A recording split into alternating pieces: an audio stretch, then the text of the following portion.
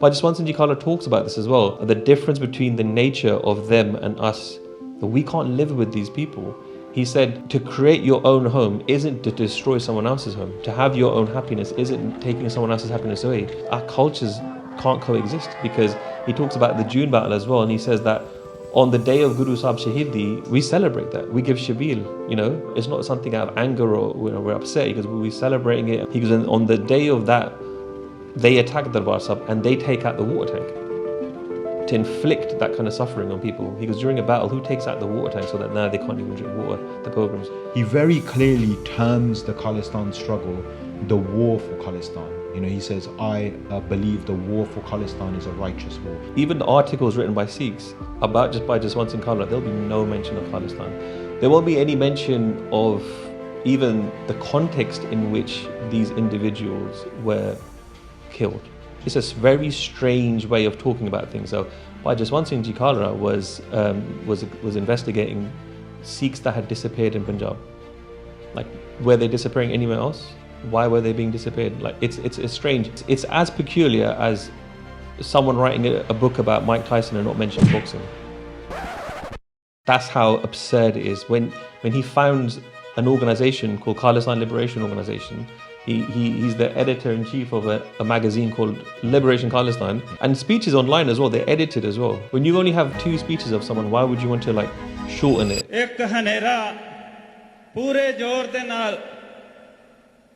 ਸੱਚ ਦੇ ਉੱਤੇ ਫਤਿਹ ਪਾਉਣ ਲਈ ਲਲਕਾਰ ਰਿਹਾ ਹੈ ਤਾਂ ਹੋਰ ਕੁਝ ਨਹੀਂ ਤਾਂ ਮੈਂ ਕਹੂੰਗਾ ਅਣਖੀਲਾ ਪੰਜਾਬ ਇੱਕ ਦੀਪਕ ਦੀ ਨਿਆਈ ਇਸ ਨੂੰ ਚੈਲੰਜ ਕਰ ਰਿਹਾ ਹੈ. It wasn't a risk, it was confirmed. He knew that he was going to be picked up, and he wasn't going to take police protection, he wasn't going to get judicial protection. And he said that, how can I get protection if the families have no protection? He's sleeping near the door of his house. He goes, so when they come for me, they ain't going to disturb the family. I've got a young child, 2 children. They're not going to disturb them. They'll just take me easily. I mean, this is the same government whose machinery disappeared 50,000 Sikhs potentially, and burnt, and 25,000 of them, according to Bhai Khalra's work. So to expect that machinery to process is just, I think it's a futile effort. He was killed after he held a national press conference exposing the security forces. He was killed after he spoke in the Canadian Parliament.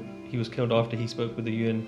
He was in detention while Amnesty International, all the other human rights organizations were campaigning for his release, to find out what happened to him.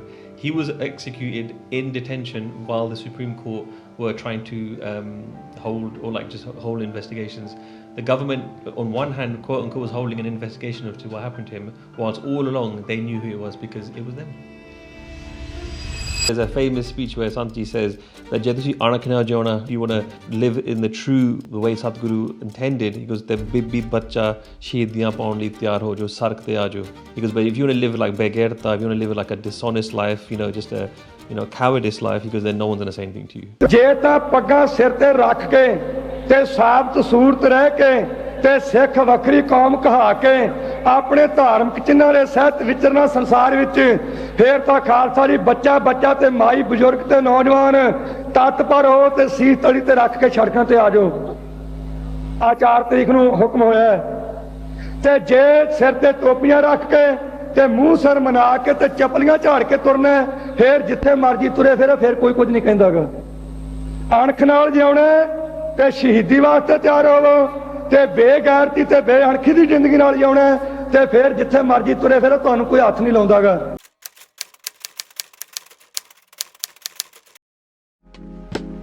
Waheguru ji ਕਾ ਖਾਲਸਾ, ਵਾਹਿਗੁਰੂ ਜੀ ਕੀ ਫਤਿਹ. Welcome back to the BOS TV podcast series.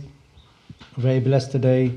We have Bhai Baljit Singh Ji, Bhai Shaheed Singh Ji back on the panel, and today we're going to be covering a podcast going in detail on the life of Shaheed Bhai Jaswant Singh Ji Khalra. This year, when this podcast is being filmed, marks 30 years since the passing or the disappearance, you could say, of Bhai Jaswant Singh Ji, which we'll find out more about in this podcast and the details around that. Before I pass it over to both my brothers to speak about Bhai Jaswant Singh Ji in more detail and ask some questions. Just a bit of context to who is Bhai Jaswant Singh Ji Khalra. One of the most recognized figures, we could say, in the late 20th and now in the 21st century as well, that people who know about Bhai Jaswant Singh Ji and his courage in documenting human rights abuses in Punjab during the 80s and the 90s made him a symbol of resistance against state-sanctioned oppression. And what's interesting is that Bhai Sahib Ji actually has a park named after them, right? A public park in California. There's a school in Brampton, Ontario named after them as well. And now there's a film potentially coming out in the next couple of weeks. This is being filmed in August 2025. So there's potentially a film called Punjab 95 coming out, reflecting the life and speaking about the life of Bhai Jaswant Singh Ji. But the interesting thing is that, and I speak for myself as well, many people that are going to be watching this podcast, is that we mainly know about Bhai Jaswant Singh Ji from that speech that they gave, the very famous one, I think it was in Canada, right? And in 1995, and their Shaheedi, their passing, their disappearance. But the journey of Bhai Jaswant Singh Ji is much less known to the Sangat. So before we delve in deep into that journey of Bhai Jaswant Singh Ji, just a quick question for both of you guys. To you guys, who is Shaheed Bhai Jaswant Singh Ji Khalra?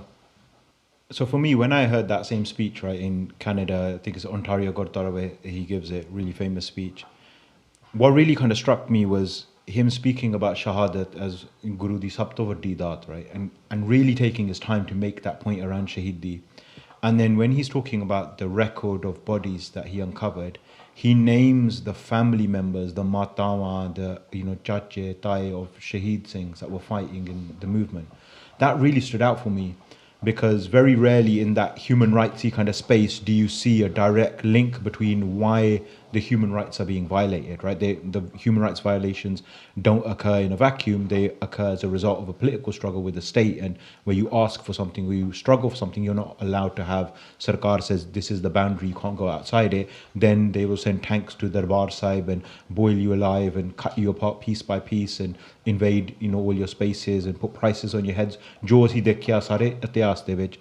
So for Jaswant Singh Khalra to bring that into what I thought was a center of what he was saying, really kind of enamored me towards him as somebody that isn't afraid to draw these links, to talk about why the human rights are being violated. And he doesn't call for justice the way human rights violate. People call for justice now from the state. He says, "Eta das to lash kithe pai hai." When I first heard about Bhai Jaswant Singh Ji Khalra, in the same way, it's from that speech. And similar to what Shamsher Singh was saying, Bhai Jaswant Singh is known globally now as an icon of resistance against oppression. And he's celebrated as a human rights activist. However, the speech didn't line up with that kind of image that was being portrayed of him. Again, the reverence in which he speaks about the Shaheed Singhs, he gives them a voice. I wouldn't say he gives them life, because they're immortal, but he gives them a voice in the sense of, instead of saying that this is like Paramjit Singh's mother, he would say this is Paramjit Singh Panjwar, the leader of the Khalistan Commando Force. Ona de Mataji Shaheed hoye. So it was a huge departure, like Shamsher was saying, from how normal human rights activists, or even Sikhs within those spaces, would speak about the movement. And as strange, as peculiar as it sounds, but with the human rights discourse around the Khalistan Sangharsh, there is generally zero mention of the actual Khalistan Sangharsh in which those human rights abuses were taking place. So having someone stand there and speak like that, and being from those two worlds, that was inspiring. The way he spoke about the Shaheed was very inspiring, and we decided from that point to try to understand a bit more, and try to learn a bit more about him and understand his connection to the Sangharsh. Well, thank you for sharing that, Gio. And before we actually go into the first question, I was going to ask this at the end, and I will again, but the narrative we have of Bhai Jaswant Singh Ji, what we know of them, I see the behind the scenes and how much research you guys do. And the notes you guys are making, and what is it that you have seen yourself? How has this, inspired you guys? And just to kind of give the Sangha the taste of what they're going to see in the next couple of hours in this podcast, what stood out for you? What are they going to get that's something that they've not seen already online, basically? So when we look at what Jaswant Singh Khalra wrote in a magazine that he founded in Slough in 1991 called Liberation Khalistan, in the book that's come out recently, the English translation of by Ajmer Singh's book, Darkness Defied, he has a huge collection of Khalra's first-hand writings. And in there, the primary themes that emerge consistently across all of Khalra's writings is his reverence for the armed Sangharsh for Khalistan, the Jujaru Sikhs that are fighting, his criticism and his analysis, his condemnation, or whatever, of electoral politics, the relationship between the Indian state and the Sikhs, and how June 1984 unmasks this reality that this is the relationship between Indian sovereignty and nationalism and the Khalsa Panth. And then he writes about what we can do for the Khalistan struggle, what our responsibilities are. He very clearly terms the Khalistan struggle the war for Khalistan. He says, I believe the war for Khalistan is a righteous war. He draws clear parallels and links between Gursikhi and Gurmat and Gurbani and a Raj and the way we struggle for our Raj, that how we should fight for Khalistan. So his nishana is absolutely 100% clear. There's no ambiguity about his political ideas and how he sees human rights coming out of that. He writes the Taramat Rajniti da Rishta, human rights and Rajniti da Rishta, why human rights violations are occurring, why what we're seeing happening in Punjab from somebody who's in that space at that time. He's saying very clearly, this is why it's happening. And then he goes into a lot of depth as well with his analysis about what the militant movement has done for the landscape of Punjab, what its achievements and successes are, what the shortcomings that he identifies, how we can chart a direction, what we should do for the future of the struggle. One article is called Strengthening the Foundation for Khalistan. So it's very, very clear what his position is. Definitely, there was a lot of information and a lot of his vichara and his bachan that have been, for one reason or another, suppressed, for one reason or another, kept away from an image that they tried to portray of him. And, it was inspiring because I think he spoke directly to the diaspora. He came and lived in the diaspora and spoke directly to the Sikhs in the diaspora, recognizing their failings, their weaknesses, and inspired. Personally, the inspiration I took from it was, he was saying in this speech, he goes, Guru Sahib, don't just see what you can take from Guru Sahib as well, see what you can give back to the Panth as well. Right. But todi ki zimmewari hai. And he was saying that if you can't, then what are the other steps you can take? But everyone has a role to play. Wow. So I think that was inspiring. And I think hopefully through this short podcast, we'll be able to summarize some of those vichara and some of those bachans to the Sikh in the diaspora. You said suppress in there. People may have suppressed these things. Do you mind going into detail? What do you mean by that, suppressed? This kind of angle that you want to speak about, share. Well, me and Shamsher Singh are clearly advocates of Khalistan, and sometimes slightly, yeah, it might be said, and sometimes you can, as a proponent of something, or something that you hold dear to your heart. Sometimes you might read between the lines. Sometimes you might try to see things which might not be there.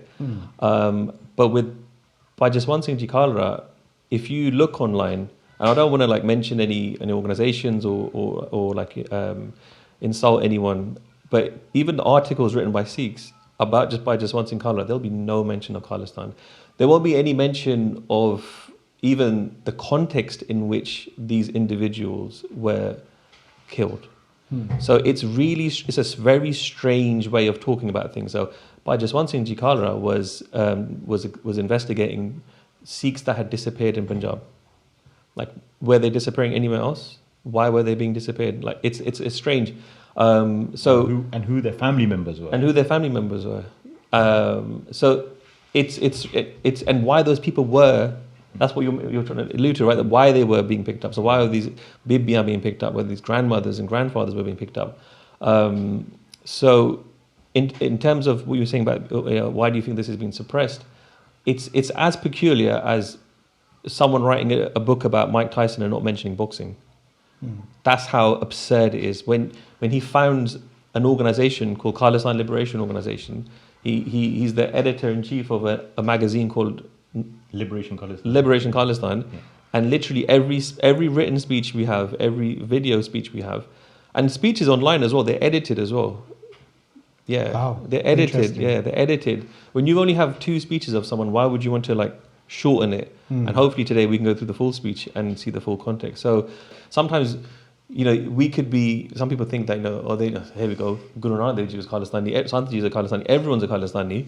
You know, sometimes people can kind of get that vibe with us, isn't it? But Even the articles that you spoke about, the names of all the articles, they were Khalistani. Yeah. So how can you kind of avoid the topic? Yeah, it's almost as if there was a mad struggle going on at the time, and Jaswant Singh Khalra was interested in what that struggle was and what the state was doing. And he was involved in that. And he was involved in it. Yeah. Well, look, this sounds really exciting in terms of the course that you've done. I'm looking forward to learning about it as well as a Sangat. But let's start with before all of this, the build-up, the pinnacle, if you want to talk about 1995 speech and so on. Who were they? Who was Bhai Jaswant Singh Khalra before they became this global symbol of human rights?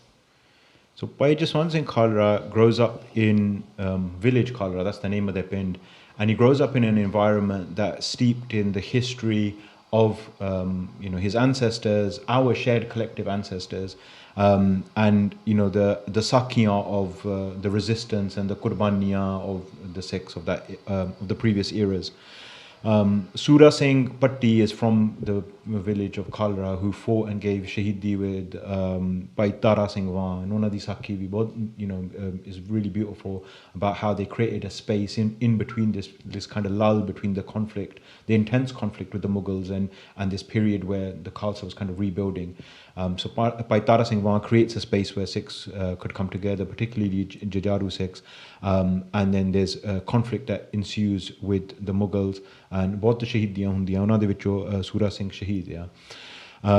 His grandfather, Bhai Harnam Singh, was part of this early immigrant wave towards Canada. He was on the Guru Nanak Jahaz in 1914. And he's part of the Panch Singh that are elected, selected from the passengers to oversee any issues and affairs the passengers have while they're on this journey. So when that ship famously arrives in Canada and the racist Canadian authorities refuse to let those Sikhs, disembark, the Canadian Navy surrounds that ship. And Baba Harnam Singh fires shots from his pistol to ward off the Canadian Navy. Eventually, that ship is returned.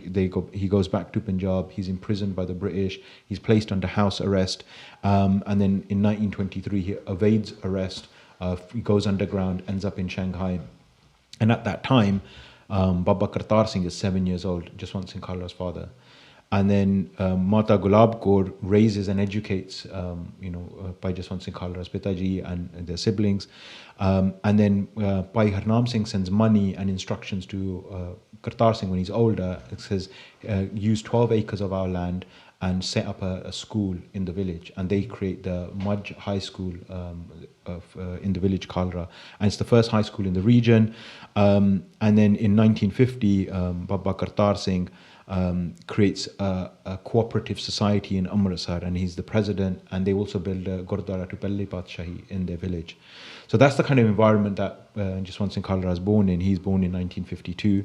And then later on, the Indian government wants to give some kind of award to, the children and the descendants of that Guru Nanak Jahaz. ਉਹਨਾਂ ਨੂੰ pension ਲਾਉਣੀ ਸੀਗੀ, and then Bhai Jaswant Singh Khalra, tells his dad to refuse taking the pension from the government and says, Saddi, Qurbani da mul, the Qurbani, the sacrifice is priceless, that we're not going to take any money from the government. So that's the kind of environment that he grows up in. Those are his immediate kind of his father, his grandfather. Notably, Bhai Jaswant Singh Khalra's dad fights all of Jaswant Singh Khalra's legal cases with his life savings. He says he puts everything he has into fighting those cases. And Unada Akal Chalana is in 2010. So Jaswant Singh Khalra goes to university, goes to government high school in his village, and that high school that his father founded actually becomes a government high school in 1960. He goes there in 1963, then he graduates from there in 1963, and then he goes on to Guru Arjan Dev Ji College in Tarn Taran, where he studies maths, physics, and chemistry. And then when he's at college, he joins the Punjab Students' Union. And that's where we see a beginning of his political activism. And then in 1969, I think, when he's in university, he's barred from sitting his final exams because of his involvement in student protests, etc., in campus. At the same time, in Moga College, there's students protesting against a cinema for an increase in like ticket prices and like unfair practices. And the police fire at the student protest. They end up killing 2 students. And Jaswant Singh Khalra organizes a protest in his own college in support of those students. And that's when he's first arrested in 1972. And he's sent to Amritsar jail, which will become a recurring place where Bhai Jaswant Singh Khalra will visit. So after this kind of Moga incident, students across Punjab start organizing. An organization called the Naujawan Bharat Sabha is founded, and it spreads from Malwa to Majha, which is Khalra's region. So Bhai Jaswant Singh Khalra forms the Naujawan Bharat Sabha in his village and becomes a prominent leader in the Amritsar kind of region. He opens a library in his village. And then in 1973, when he kind of leaves university and all that kind of stuff, he wants to start a career. He becomes a panchayat secretary. So that's somebody like, villages, the leadership for villages. There's an intermediary between the village councils and the government or panchayat hundiya. So he's involved in like bureaucracy at that kind of village level. And then he gets involved in farmer organizing, and in particular around at that time, traders were hoarding farming supplies. There was shortages, and then they were jacking up the prices. This was like all agricultural commodities like pesticide, fertilizer, diesel, etc. And Bhai Khalra organizes raids on the storehouses of those traders. And then he goes from farmer organizing to social organizing to speaking against dowry and reducing numbers of people that are coming on barats. In his own wedding, he refuses to take a dowry. And then in 1974, he becomes the regional leader of the NBS. And at the same time, in 1974, he's expelled from his position in the Panchayat. And he exposes police atrocities, continually wherever there's a clash with the police between students, they fire, they arrest people. Particularly at that time, the Naxo movement was quite prominent. And so there was a lot of atrocities that were taking place. The NBS organized a Shaheedi conference for Bhagat Singh in 1975. And then that's where the 1975 emergency is declared by Indira Gandhi. And if anyone wants to learn more details about that and the context, there's the podcast in November 1984. We link it in. Yeah, we go into those details. And so many of the NBS leaders are arrested at that time, and they go in, the others that aren't arrested go underground, go into hiding. And that includes Bhai Jaswant Singh Khalra. And then an incident happens in November 1975, which is quite important. At that time, it's Guru Tegh Bahadur Sahib's 3rd centenary celebrations. So Sant Kartar Singh Pindrawale organizes a Nagar Kirtan that's going to march from Baba Bakala in Amritsar to Rakabganj in Delhi. As part of that, Jaswant Singh Khalra and the Naujawan Bharat Sabha, which is a leftist, you can tell from the name, youth of Bharat, youth of India. So it's not like an overtly like Sikh dharmic organization. But Jaswant Singh Khalra, being in his position, being a prominent leader in the region, organizes an Akhand Path as part of those celebrations, to be part of the 3rd centenary celebrations. He organizes a Akhand Path in his village in Khalra, at the Gurdwara Sahib that his forefathers founded. And then he also organizes a Nagar Kirtan. And after the Pog of the Akhand Path Sahib, the Nagar Kirtans going past the police station, the Panj Singh are holding rifles in this Nagar Kirtan, and behind them there's other Sikhs holding Ravaiti Shastar like Karpana and stuff. And when they pass the police station, they stop the Nagar Kirtan, and the Panj Singh fire shots from their rifles outside of the police station. And obviously now the police are they're looking for Jaswant Singh Khalra. They're really interested in his whereabouts, and he's underground at this time when all of this is happening, but no one informs on him. The village Thanedar actually comes to him the night of the Pog and says, look, I'm being pressured to arrest you. You should flee and you should leave the village. And then he leaves. and then he's underground for a period. And then in 77, the emergency ends, the Akali government is reinstated in Punjab, and Jaswant Singh Khalra is reinstated to his position in the Panchayat. And at that time, one of the Akali leaders in Taran Taran, Jathedar Manmohan Singh Toor, comes to Khalra Pind and asks Bhai Jaswant Singh Khalra to stand in the elections, which Bhai Jaswant Singh refuses, but agrees to offer, be part of the campaign, and he gives some speeches. And then Bhai Jaswant Singh Khalra forms a Punjab level Panchayat Secretaries Union to get all of the Panchayats together, and to speak against the government bureaucracy. And these issues that I'm talking about, I mean, I'm sure, the astute listeners and viewers will see the parallels to the farmers' protest, to how bureaucracy operates till this day in Punjab, and how it creates massive hurdles for people, in numerous issues of their life.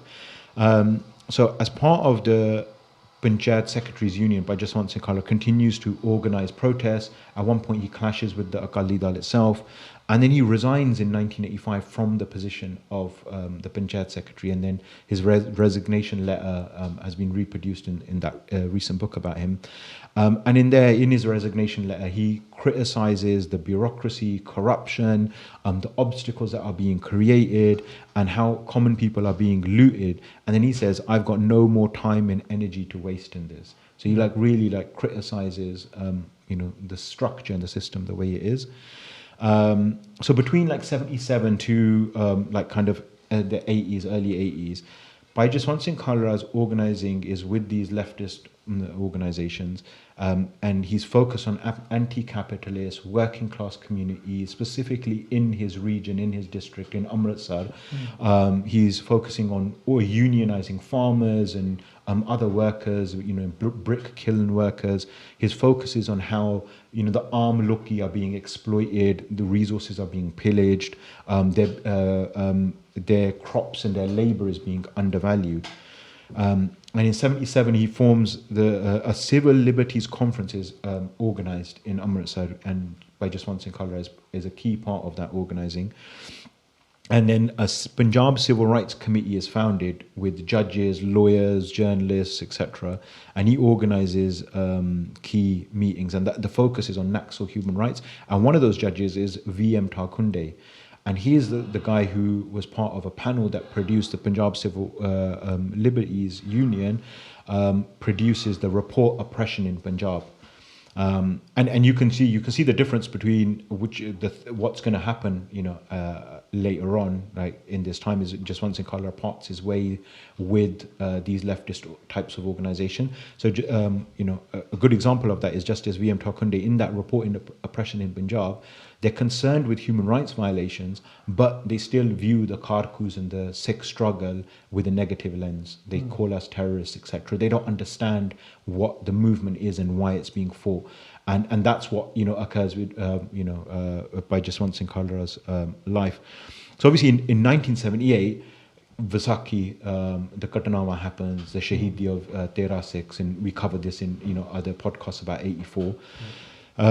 The armed struggle comes to the forefront. Sant Jarnail Singh Pindrawal is on the scene. He starts explaining to Sikhs of Punjab the real meaning of these incidences, what's actually happening. He looks at everything through a Sikh lens. He starts talking about Gulami and Azadi, and that has a deep impact on Bhai Jaswant Singh Khalra and obviously many Sikhs across Punjab. In the early 80s, there's many former Naxals that are leaving these kind of Naxalite movement, which they're communists, and they're also fighting for greater control from the Indian state and more rights for workers, etc. But many factions of the Naxals reject armed struggle at that point. And as a result, Jaswant Singh Khalra, he rejects Marxism as a liberation philosophy, and he joins the Internationalist Democratic Party, the IDP, which will be a key vehicle. And throughout his life, Jaswant Singh Khalra is involved in this type of organizing, from student organizing to social organizing, and he's part of various different organizations, formations to achieve specific aims, like the Civil Liberties Union to carry out research and write reports, the IDP to focus on struggles that are happening. The Daman Virodhi Front comes later on to expose directly the oppression of Indian police in Punjab. So the IDP is he joins the IDP. And then there's another organization called the Association of Democratic Rights, and Jaswant Singh Khalra joins the Amritsar branch. And then the ADR, at the Amritsar district branch of the ADR, writes a report into the June 1982 abduction of Bhai Jaswant Singh Nagoke, which is another incident that we cover in a lot of detail in one of the podcasts. So Jaswant Singh Khalra investigates this because it's a key watershed moment for Sikhs. Sant Jarnail Singh Ji Khalsa Pindrale is giving the explanation of why this is happening, Galami di Nishaniya, and what we should do, that this isn't a human rights issue, this is an issue to do with our Galami, because Sikh Galamiya, this is why this is happening.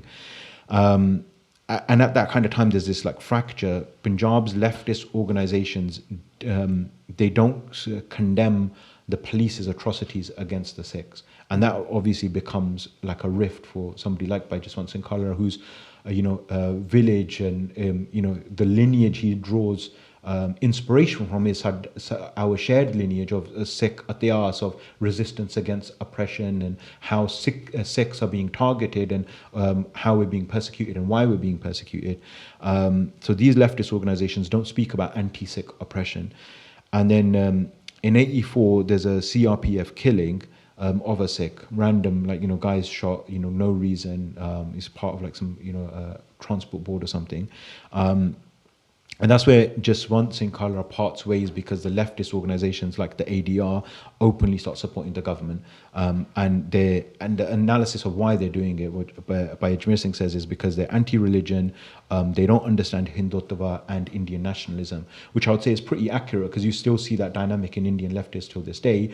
They don't, they're beginning to kind of understand Hindutva now, but they don't understand its relationship with Sikhi, and how Sikh struggle is probably the sharpest anti-Hindutva struggle, because Sikhs understood very early on what Hindutva is and how it's going to manifest itself in this really polarizing and divisive and oppressive politics, because Sikhs understand the caste system and what Brahmanism is and how it's a structural racist system.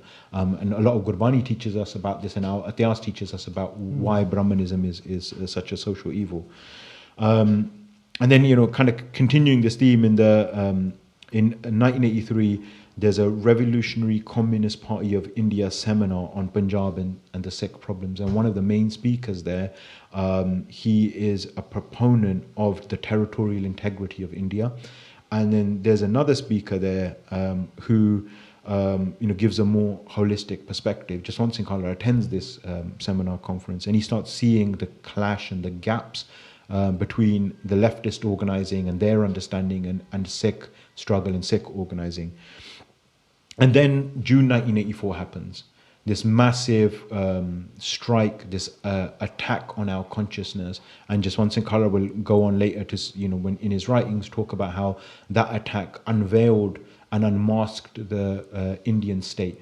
And it taught Sikhs the true relationship between the Indian state and the Sikhs. And then, Operation Woodrose happens, where the Indian state goes into villages and starts trying to suppress the rising movement for Khalistan and Sikh rights, which Bhai Jaswant Singh Khalra talks about in his articles.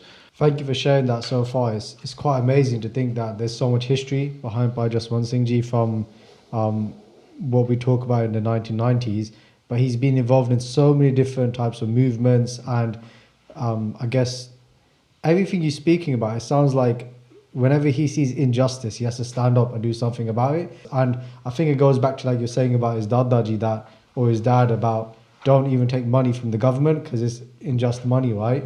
So that was really interesting. And you touched upon 84 there as well, and you touched upon 75 And you talked about two, very key individuals in that time, being Sant Kartar Singh and Sant Jarnail Singh Ji. Was there any interaction between Bhai Jaswant Singh Ji and them? Is there any mention of that? Or No, there's no mention of it from what we can see. I'm sure there was interactions because Bhai Jaswant Singh was connected to the Kharku movement later on, and he had good relationships with many different Jujaru Jathebandiyan. But Also, you mentioned that he worked on the Bhai Kulwant Singh Ji Nagok case. Bhai Kulwant Singh Ji Nagok is a case that he worked on. So there would have been, there potentially would have been interaction. There's nothing that's documented that I'm aware of. I'm sure if there's something out there, we may come across it at some point. But it seems like that kind of period between like the 70s and the 80s, before the kind of 80s, Bhai Jaswant Singh is moving in a different circle. And they're adjacent to Sikhi. And I think that's because of who Bhai Jaswant Singh Khalra is, not because of that's what leftist organising was in India at that time. It's because Bhai Jaswant Singh family revered the Sikhs and Sikhi and Shahadat, and their dad founded a Gurdwara to Guru Nanak Badshah. So ਉਹਨਾਂ ਦੇ ਘਰ ਦੇ ਵਿੱਚ Sikhi ਦੀ ਜੜ ਲੱਗੀ ਸੀਗੀ. So that's why you see him diverge paths with the leftists and focus more on how oppression of the Indian state is affecting Sikhs particularly, because his activities is in that Amritsar area.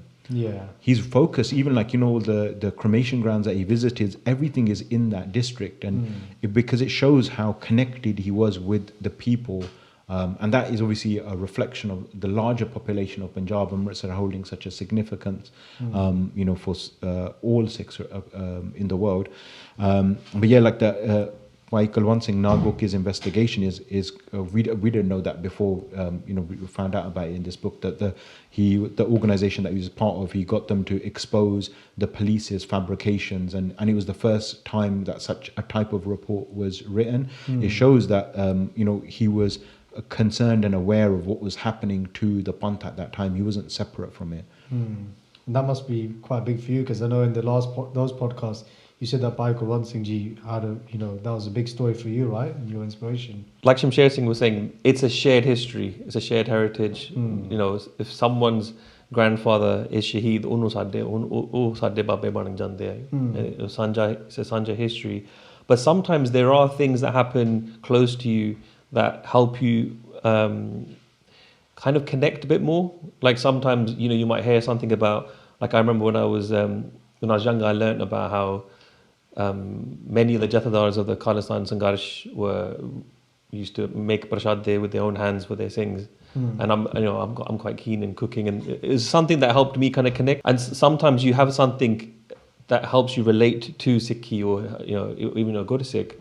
And the Sakhi that you were sharing about Baba Sura Singh as a legend from their Pind, and how he's one of the Jathadars within Baba Banda Singh Bahadur's lair, right? The rebellion that they were fighting. The fact that their ancestor or someone from their Pind had gone to Delhi and then was one of those leaders who didn't, obviously all the Sikh didn't convert, but they chose death instead. That resistance, that to standing up against resistance, it's a shared history. But when you have someone from your own Pind, you can imagine he would have been raised on those stories, and that's why Sakhiyan are so important for our children, because you can. and I'm not inferring this. His father mentions this, about when we talk about his Shaheedi, his father mentions that he would have had that in his mind when they were trying to break him.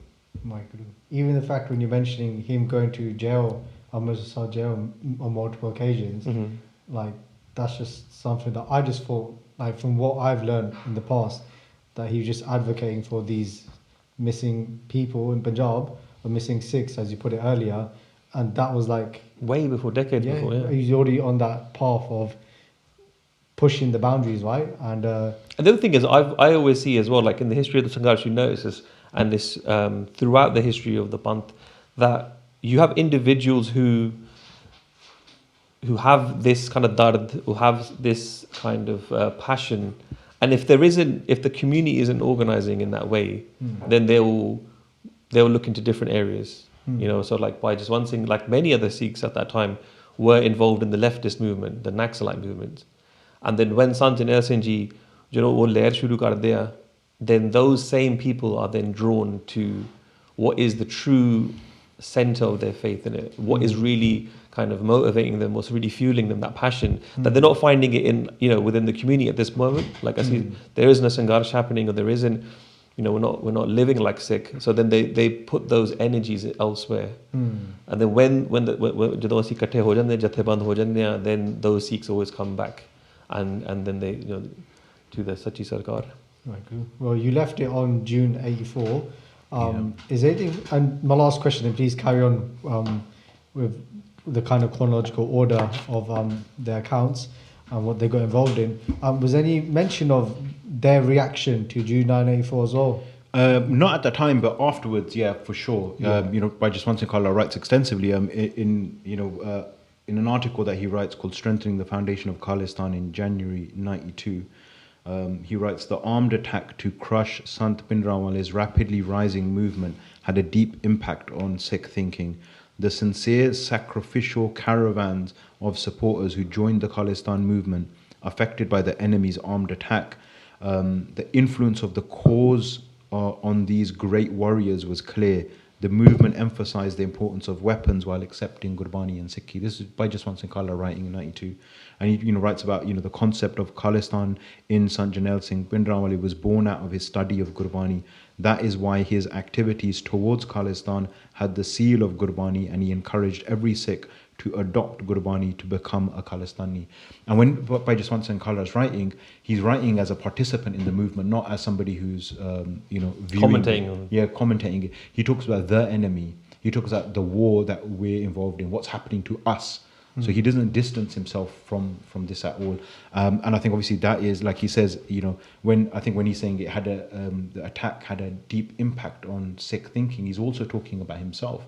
And when he's writing that the attack unveiled the true reality of the Indian nation, of our relationship, which is what Santji's Shahadat and the Shahadat of all the Singh Singhnia in June 1984, the purpose of it was the great victory of their Shahadat shows us the reality and teaches us and gives us a path.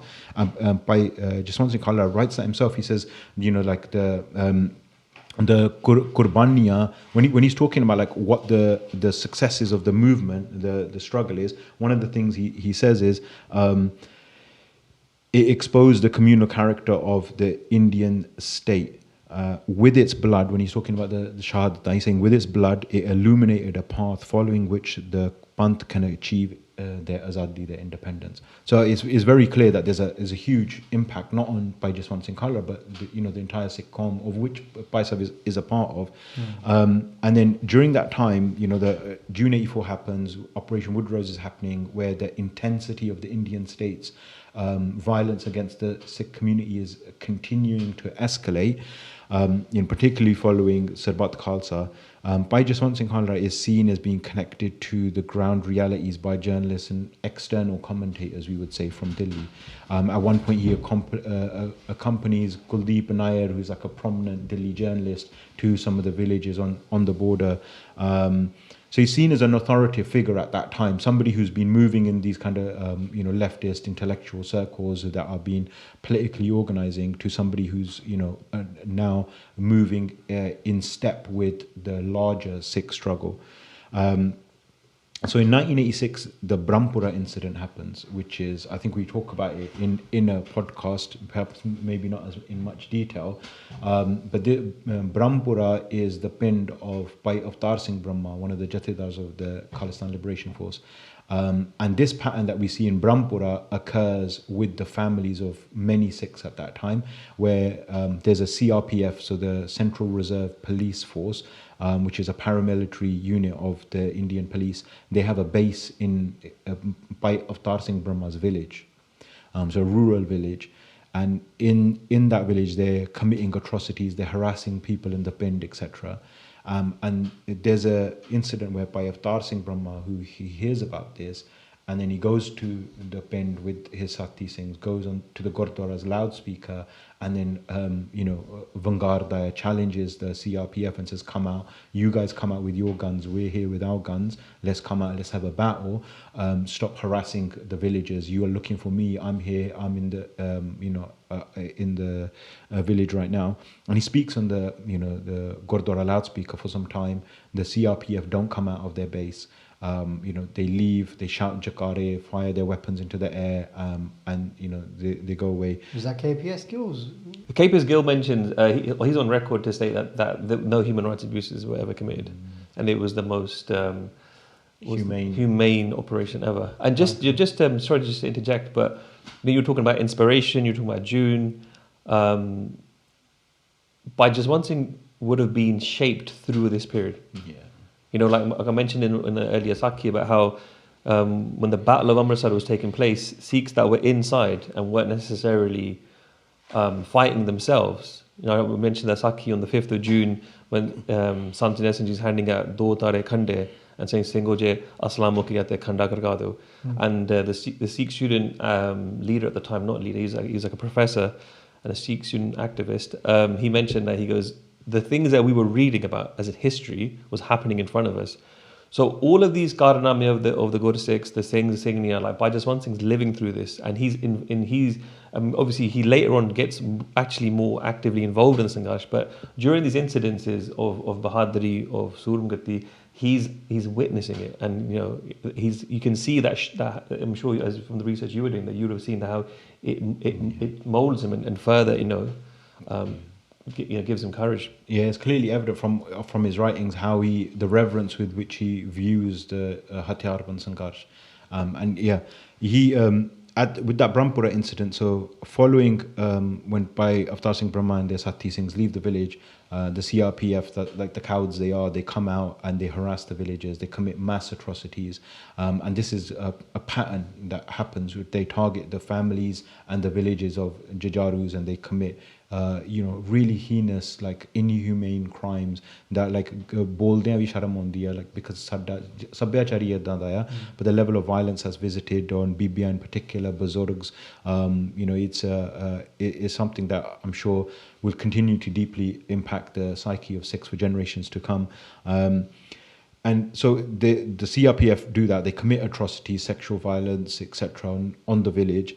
And then Bhai Jaswant Singh Khalra and many Akali leaders at that time arrive at the village of Brahmpura, and Jaswant Singh Khalra declares an indefinite hunger strike so that the perpetrators within the CPRF are brought to justice. And then he's arrested, and then he's sent to Tarantaran, and he's tortured for 4 days, and again sent to Amritsar jail. And then the KPS Guild protects the CRPF and says that they should be sheltered from any prosecution. People might ask this question: why does a hunger strike get him arrested? Like, what's so big about hunger strikes? I don't think it was the hunger strike. I think it was the audacity for him challenging the police. I think that's what it is, that they want to kind of brush these incidences under the carpet. They don't want to draw any attention to it, and the hunger strike draws attention. What would you say? 100%. And I think sometimes it's hard to really appreciate who these people were. As the movement proceeds and as time goes on, those police officers who have a conscience, they leave. Okay. They leave, they're sympathetic with the movement, they become Karkus themselves, or they're killed by the police officers themselves. Wow. Yeah. So by this point, as we're from 1984, as time goes on, the state starts to use more outside forces as well. The CRPF, who are predominantly Hindu and based outside of Punjab, and they've been subjected to communal hatred of Sikhs from the 70s. So by this point, as we're getting closer to the later 80s, there's Sakhiyan where Bhai Sukhdev Singh Babbar is stopped at a checkpoint, and the police stop him at the checkpoint and they take him to the station, and he says to them, he goes, listen, I've got some money, just let me go, it'd be better for you. And they're like, no, we've got to take you out of here. And then as they carry on, Bhai Sukhdev Singh he manages to take the police officer's pistol and says, listen, pull over, and the police officer says, he goes, we know who you are. He goes, we're taking you out of the cordon. Wow. And he goes, and then one of the Babbar Khalsa Singhs was mentioning is that in that area, I think it was Ludhiana, because we never had needed ammunition again, that the police were providing it for us. So there was a lot of sympathy with the movement through the police. The Punjab police were completely not trusted after the Battle of Amritsar by the central government. So before, I think from 83 onwards, they had no direct dealing with the situation. It was CRPF and it was directly from Delhi. That's how much sympathy there was. But as the movement goes on, those officers are weeded out. They either drop out themselves, they can't be involved in that force.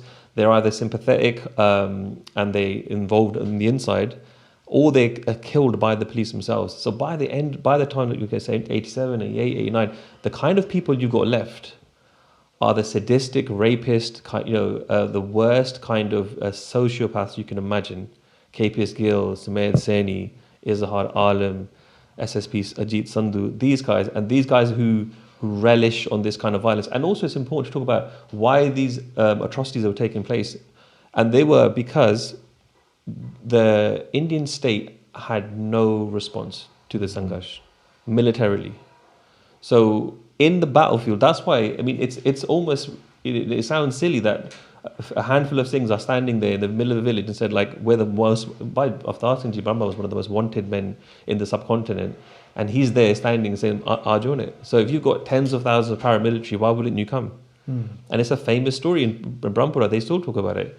And the reason is because they couldn't face single Singhs.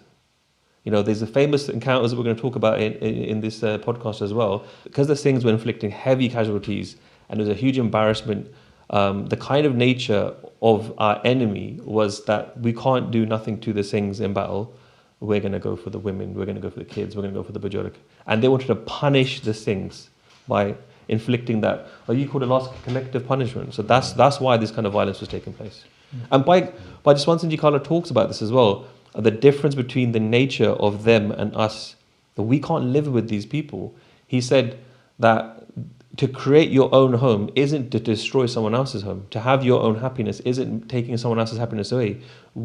Our cultures can't coexist, because he talks about the June battle as well, and he says that on the day of Guru Sahib Shaheedi, or Guru Arjan Dev Ji Shaheedi, we celebrate that. We give shabil, you know. It's not something out of anger or we're upset, because we're celebrating it and we're trying to provide the world with, like, you know, to cool them down, right? To give them relief on that day. He goes, on the day of that, they attack Darbar Sahib and they take out the water tank to inflict that kind of suffering on people. He goes, during a battle, who takes out the water tank so that now they can't even drink water, the pilgrims?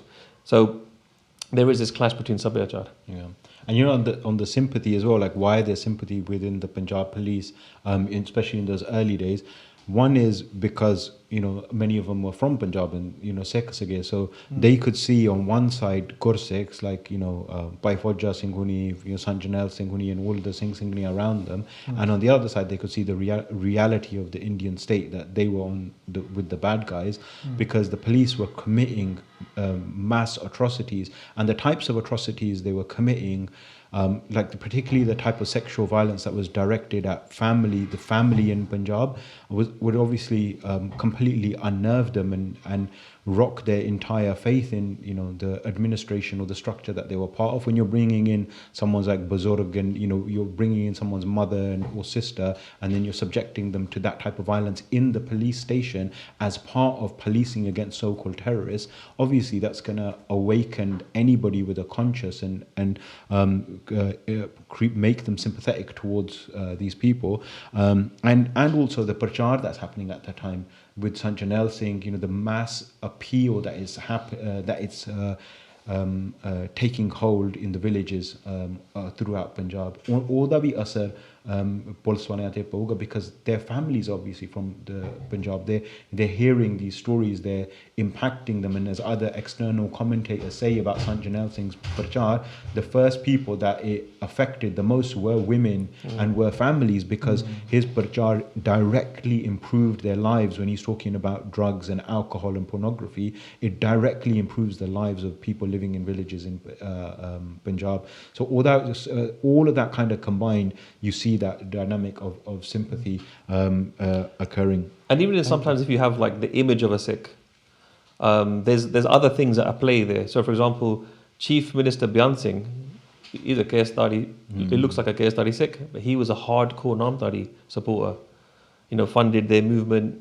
So a lot of these officers and a lot of these people and these elected officials, they look like Sikh. Some of them obviously were just Pehrawa, but many of the others were hardcore followers of cults, like the Nirankaris, the Namdaris, and other cults, especially the extreme sections of those cults, and they viewed the Khalsa, very, very badly, and they relished punishing them or trying to punish them.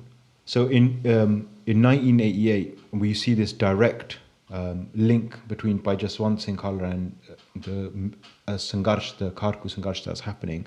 Bhai Khalra organizes a cycle march from his village in Khalra to Chandigarh, passing numerous different villages. And the slogan of that cycle march, and it's organized under the IDP group that he's part of, the slogan of that cycle march is Punjab masliyan da hal karo, kharkuan nal gal karo, or jhoothe muqable band karo, kharkuan nal gal karo. So to solve the issues of Punjab, sit down and talk with the militant Sikhs. That's the slogans of the cycle march. And at that time, the IDP's position is that they have a January 1989 conference. They were going to have a conference, and there's a curfew put in place by the police, and the conference is postponed.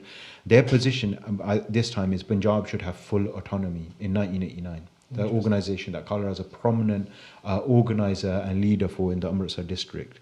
In 88, at the same time as the cycle march is happening, one of the first elections happens for the Amritsar Central Cooperative Bank. And Bhai Jaswant Singh Khalra is appointed the director of the bank. The vice chair of the bank happens to be Bhai Seetal Singh Mattewal, who's a prominent Kharku and is later killed in a very famous battle in Ballowal between himself. There's like a really beautiful Shaheedi war on Bhai Seetal Singh Mattewal. Many other directors of the bank are targeted, and we'll come back to that point. But following that, around that kind of time, 88, 89, Bhai Jaswant Singh Khalra founds the Daman Varodi Front to resist police repression and to organize Sikhs in Punjab against the Indian state. In 89, as we mentioned earlier, there's CRPF bases that are, in particular locations, and their locations are really important as well. So CRPF bases are in schools, colleges, bus stands, courts, and government offices. So these are places where people are going to be moving through as part of their day-to-day life.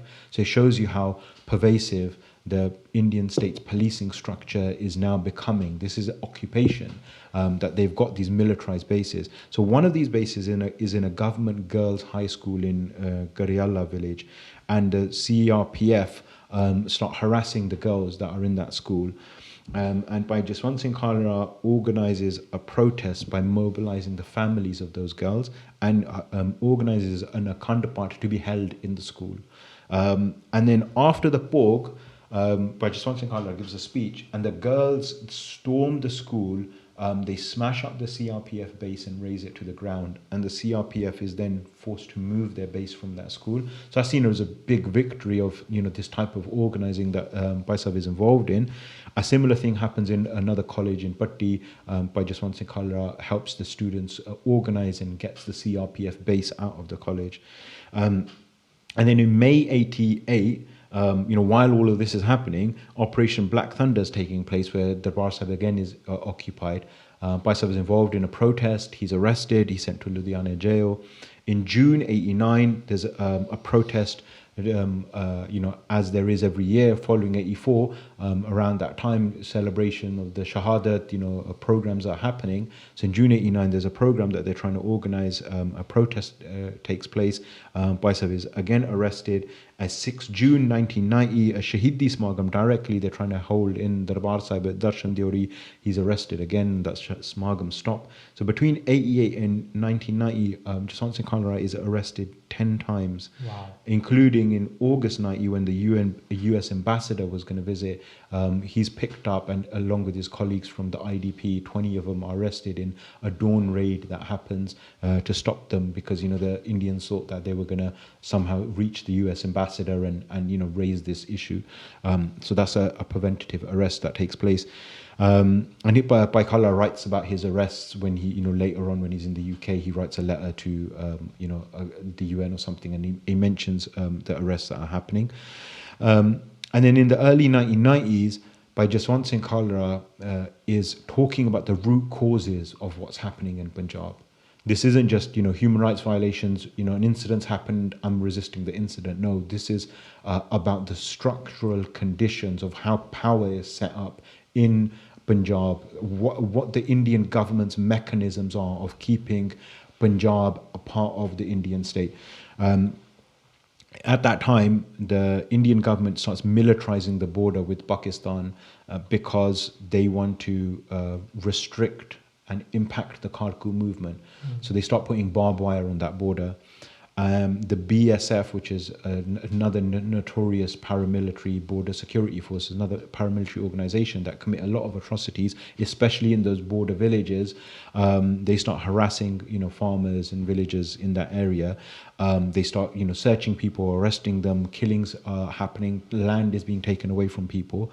And this is all part of a crackdown on the Hathiar Band Sangharsh. So the IDP forms the Hind Pak Border Committee. They start releasing pamphlets, they start trying to reach people and encouraging them to struggle against what's happening, identifying the root causes. And I'll quote from there, Bhai Jaswant Singh Khalra says, "We need to fight for our rights and the past injustices. We need to enter the battlefield, abolish this border." And then again, he repeats that call that's made 2 years earlier as part of the Psycho March: sit with the Sikh and Muslim militants and reconcile with them. And then in 1991, the elections happen. The Indian government decides to carry out elections in Punjab as part of their process to divide and dilute the struggle that's taking place. Bhai Jaswant Singh Khalra is intensely critical of elections, and this will be something that he speaks about repeatedly. At that time, it was very clear that the purpose of the elections was to co-opt the militancy, to get them to become part of the Indian structure. The IDP, the organization Bas was part of, has a very clear position. Previously they've declared that they're in favor of autonomy from Punjab. Now they make it clear that they don't support elections, that they won't participate in elections. Instead, Jaswant Singh Khalra says that there should be a referendum on Punjab's autonomy that should take place. So this is in 1891. And he says the referendum should happen through the SGPC, because there's already a mechanism, because there's a structure for Sikh voters. We should use the SGPC to do that. And he writes an article in December 1990 which goes into a lot of detail, which we can talk about in a bit. And so Jaswant Singh Khalra sees Indian parties on one side and Sikhs on the other. And the IDP and Jaswant Singh Khalra supports the Sikh groups as opposed to the Indians. And then he also says that some Sikh factions, militant factions, are pro-elections. And Jaswant Singh Khalra directly asks for clarity. He's quite critical of Simranjit Singh Mann, who at that time wanted to contest elections. So he asks him directly, that are you going to contest elections under the Indian Constitution? Would you swear allegiance to the Indian Constitution? And he outlines these points in a really famous article, I think written in 92, called Jona Di Khed Khedi Jave Jana, should this game of elections be played? And then he asks Mann to clarify, and he says, if you have differences, if you're not fighting under the Indian Constitution, if you're not swearing allegiance to the Constitution, which Constitution are you in favour of? You need to clarify your position. And then he appeals to the militant organisations that the reality of people fighting elections under their name should be made clear, so that the image of the militant movement is not tarnished. So when Jaswant Singh Khalra is talking about politics, he's talking about politics in different veins. He's very critical of politics as electoral politics under nationalism of the Indian state.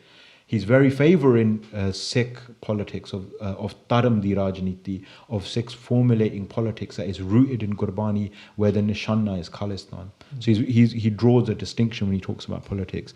So this is Bhai Jaswant Singh Khalra's turn now that he's been making from his early days of student organising, protesting against cinemas and bus fare hikes, to directly being a participant in the Sikh struggle. And this turn that occurs is a direct result of his understanding and his experience, the understanding that he's cultivated and the experience that he's cultivated from the early 70s up until following 84, the 1990s. He sees that there is a political crisis in the ruling parties of the Indian state. And he sees that this crisis will result in uncertainty and instability, and this will result in more force and more forceful repression on the militant struggle itself. He sees the limitations of the IDP's approach, the organisation that he's part of, and their perspective on the Sikh struggle. And after the 91 elections, he parts ways with the IDP. And now, Jaswant Singh Khalra sees very clearly, especially following 84, that Khalistan is the only solution. And he sees that theory and politics cannot be separated from the struggle itself, that he has to be a participant in the struggle. He can't just do analysis from far. And he wanted, an intellectual role in the struggle, which is clear from all of his writings. So in 11th May 1991, Jaswant Singh Khalra decides to leave for England because he has no choice of remaining in Punjab. He's being directly targeted by the police. Continuously, he's been arrested multiple times. The police are surveilling his village, surveilling his home, arresting and harassing, family members, colleagues. So his position at this point is that human rights are part of political struggle. He writes 2 articles that we can point to in particular: Dharam te Rajniti, which he writes in June in 92, and Human Rights te Rajniti, which he writes in April 95. And his position can be boiled down to 5 points: that he sees the foundation of Khalistan is laid following the invasion of Darbar Sahib in June 1984, that the Jujaru's armed struggle can only be realized through their goal of Khalistan. 3, there is no political solution to this issue. 4, armed struggle is the path to Khalistan. And 5, elections are deception, and they're designed to dilute and co-opt the movement. At this point, he has close links with Jujaru organizations, particularly in the Majha region. He understands their politics. And his constant kind of call is for unity amongst the different Khalistani factions, and that we should be engaged in more constructive vichar. And he's aligned with Baba Manachal's group, but he's not afraid to speak out where he disagrees with the policy, for example, on not standing in elections. So he leaves for England, he comes to the UK, and he has 3 goals in UK. One is he wants to make the world aware of the oppression that's happening in Punjab. 2, he wants to connect and discuss with Sikhs that are distant from the struggle, so that he can understand any doubts or any questions that they have and answer them. And he sees this struggle as being, the struggle that started by Sant Jarnail Singh Pindrawale, and he wants to persuade them to join the Sangharsh. And number 3, he wants to equip Sikhs with, political education. And to achieve those aims, he starts the Khalistan Liberation Organization in Slough, opens an office, gets a printer, a fax machine, a telephone, a typewriter, and he also founds the Liberation Khalistan magazine. So then he begins his process of writing to government officials, the United Nations, other human rights organizations like Amnesty. He writes political articles about the Khalistan struggle in the Liberation Khalistan magazine. He organizes locally in the UK, for example, the Chahal case that's happening. And some, Sikhs, call him an agent, in the UK is typical because they see somebody with clarity and passion and, as a threat that, to their kind of operations. And then June 91, so he's in the UK in May 91. In June 91, he writes a letter to the United Nations Human Rights Commission on Refugees. In July 91, he renounces his Indian citizenship in a letter to the Indian president. And in December 91, he applies for asylum in the UK, and he makes it clear in his asylum application that he sees asylum as a temporary thing. He says, as a Sikh, I can't be separated from Darbar Sahib. I'm here temporarily as a result of repression that's happening in Punjab, and because I have, certain goals and objectives. And then in 92, Beant gets elected in Punjab. As a result of a particular set of circumstances that I'm sure we can get into. And then in May 92, Bhai Jaswant Singh Khalra decides to return to Punjab despite just to interject, in terms of the election, the Karku Jathebandis issued an order for Sikhs not to participate in the elections. That now that has passed, that kind of that approach is completely passed, and we're fully committed to the Sangharsh for Khalistan through the Hathiar Band Sangharsh. And I think the figures are between 13 and 18% that voted, mostly Hindu areas and things like that. And it shows, this is a 92, the strength of the support of the people of Punjab for the Khalistan Sangharsh, that it was an overwhelming majority refused to vote. And it's the reason why Bhai Jaswant Singh, he obviously challenged Beant's rule, because it wasn't a legitimate one, because the people didn't want a Congress government, they didn't want any government. Yeah, 100%. I mean, like that boycott for against Beanta shows like the mass support. And Bhai Jaswant Singh Khalra actually writes about the 89, 91, 92 elections in some detail. His analysis comes to this kind of conclusion that the 92 boycott was a good thing because it showed the unity in amongst the militant organizations, and he wants the militant organizations to have better leadership and give direction, because he sees them and he says repeatedly that they are the most viable alternative. They have the sympathy of the people of Punjab. People of Punjab have turned away from the traditional Akali leaders, and the Sikhs in Punjab are not critical of the Akali leaders because they're incompetent, but because they failed to deliver the objective of the Akali party, which was independence for the Sikhs. Very, very clear on these issues. So in December 1990, he writes this article, The Punjab Problem, the problem of the Sikh community's relations with the Indian Union. And then he starts in like 1947, like what the root cause of this issue is. He talks about Nehru's arrest in the Jetto Morcha, which I didn't know about before. And he talks about how Gandhi praises the Jabbianwala Morcha, and as a result, and we all heard the thing of how Nehru and Gandhi promised that Sikhs can have a special autonomous region in Punjab.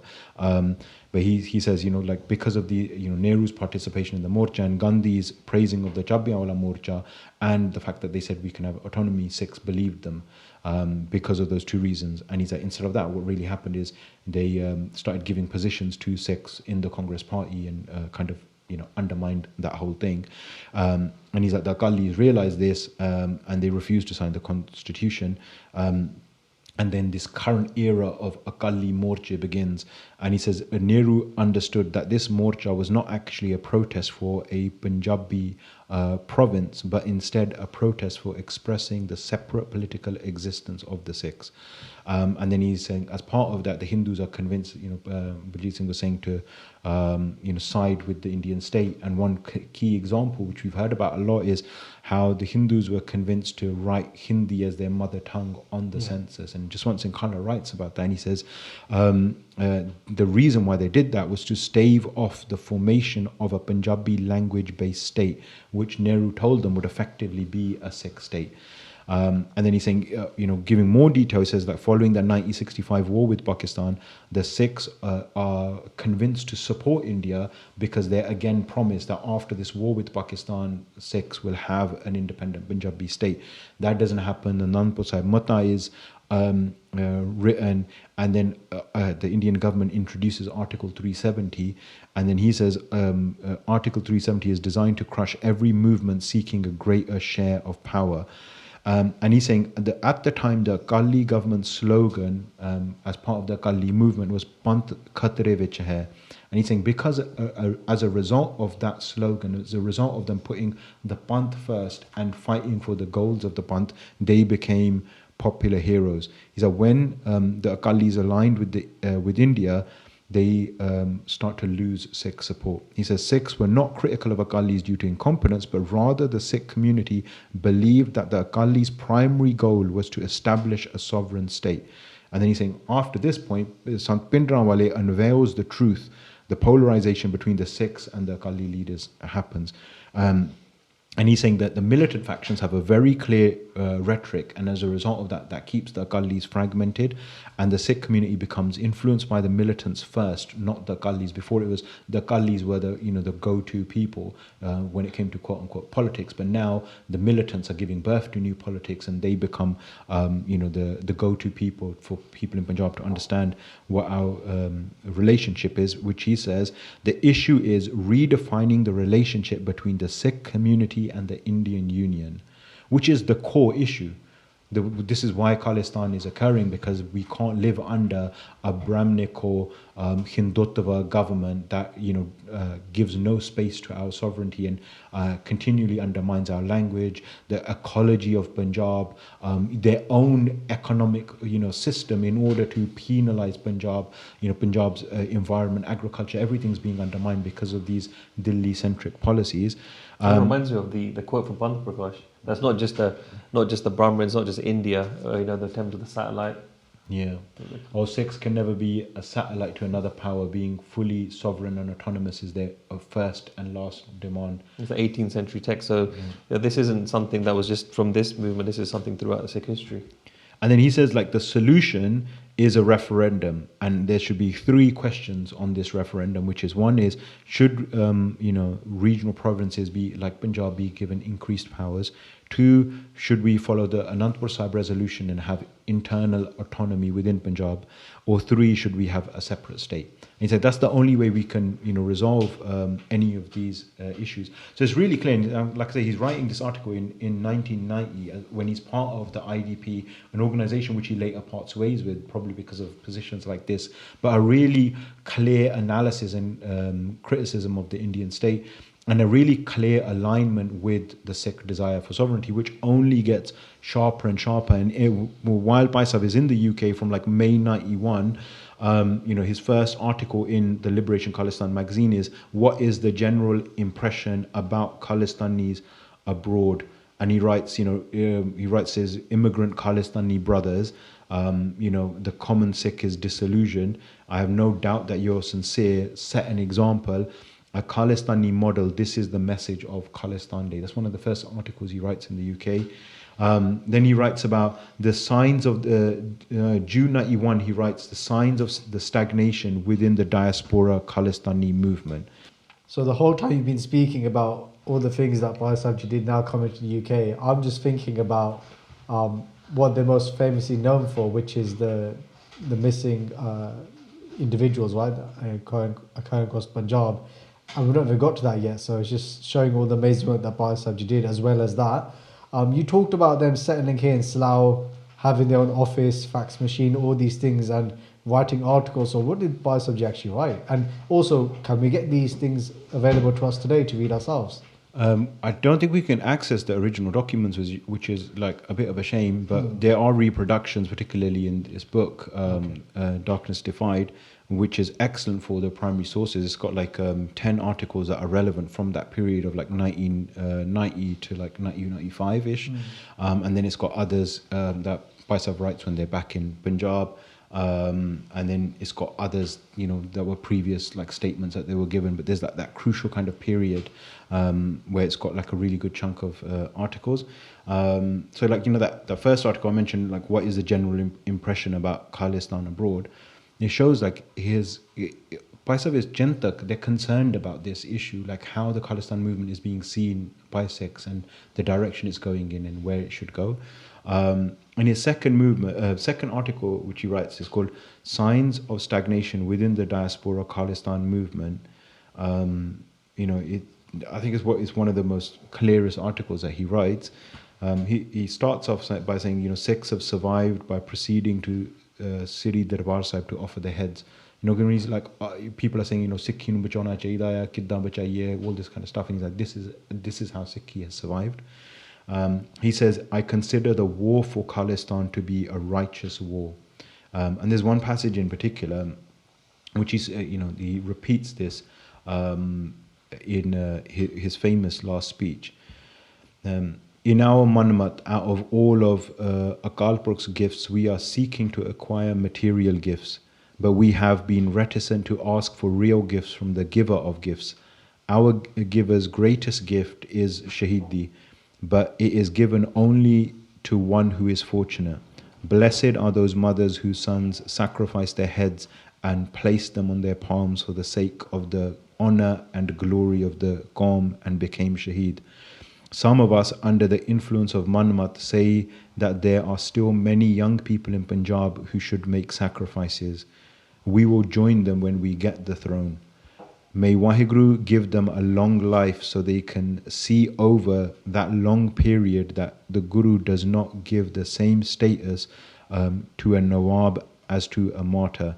I am an unknown Sikh and the truth is known only to the Creator, but I must request that in the ongoing struggle for the community's freedom, the Vazir's dream, albeit not bad, are below the dreams of a martyr.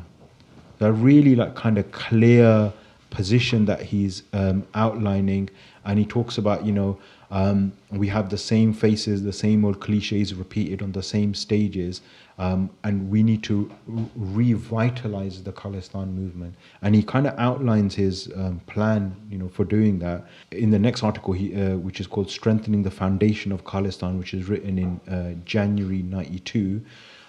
He says the concept of Khalistan in Sant Jarnail Singh Khalsa Pindrawale was born out of his study of Gurbani.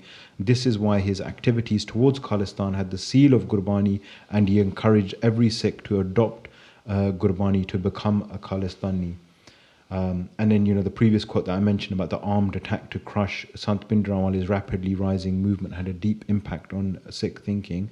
And he says that the armed struggle is a natural consequence of the enemy's challenge towards us. That's the enemy arrived at Darbar Sahib with arms, and then we challenged them and we gave them a response with arms. They attempted to eliminate us through armed forces.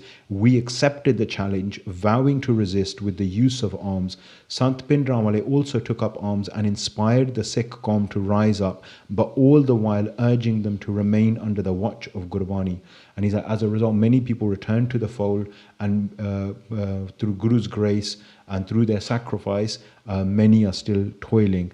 And then he writes clearly in this article that the aim of Khalistan is to spread the panth and Gurbani's light to the world, for the good of humanity, for humans to flourish, for sound moral, cultural and economic model for human society to emerge. He's criticizing the state, he's criticizing what the purpose of the government is. And you can see the influence of his previous years in organizing workers, etc., coming through in his vision for what Khalistan should be like. And this is written in what year, sorry? This is written in 1992. Wow. And then he has a section on here on alien philosophies are not appropriate for Sikhs. And he says that we should refrain from using the crumbling and rusty bricks from the kilns of others. That's when we use other people's systems, that's what we're doing. Instead, every brick of the imminent Halim Miraj is prepared and approved with the warmth of Gurbani. He's like, and then he goes on to say that nothing can be learned from external sources that is not in line with Gurmat. And if we want help, people say, what about, getting involved in certain things so that they can help the movement? He says, not at the cost of our learned principles. And his goal, what he thinks is how we can strengthen the foundation for Khalistan is to build a people's movement according to Khalsa principles, so that we can strengthen the foundation of Khalistan. So he's very, very clear in his perspective. Yeah, then he goes on in February 92, again in Liberation Khalistan, writes about the 1992 elections, and he says the literal meaning of elections is that you choose representatives for a limited task in given circumstances and conditions. And he says the situation here is, the conditions that he's talking about, is that the Sikh community has been fighting for its freedom. The panth has been fighting for its azadi. And in that article, he writes, there's 5 sections. That article should be read in full. You can Google it, Jaswant Singh Khalra, The Game of Elections, should it be played or not? And the original Punjabi is Chona di Khed Khedi Jave Jana. They're both on Panth Punjab, I think. And then there's main headings in there is, one is the argument for democracy, that people make this argument that we should show.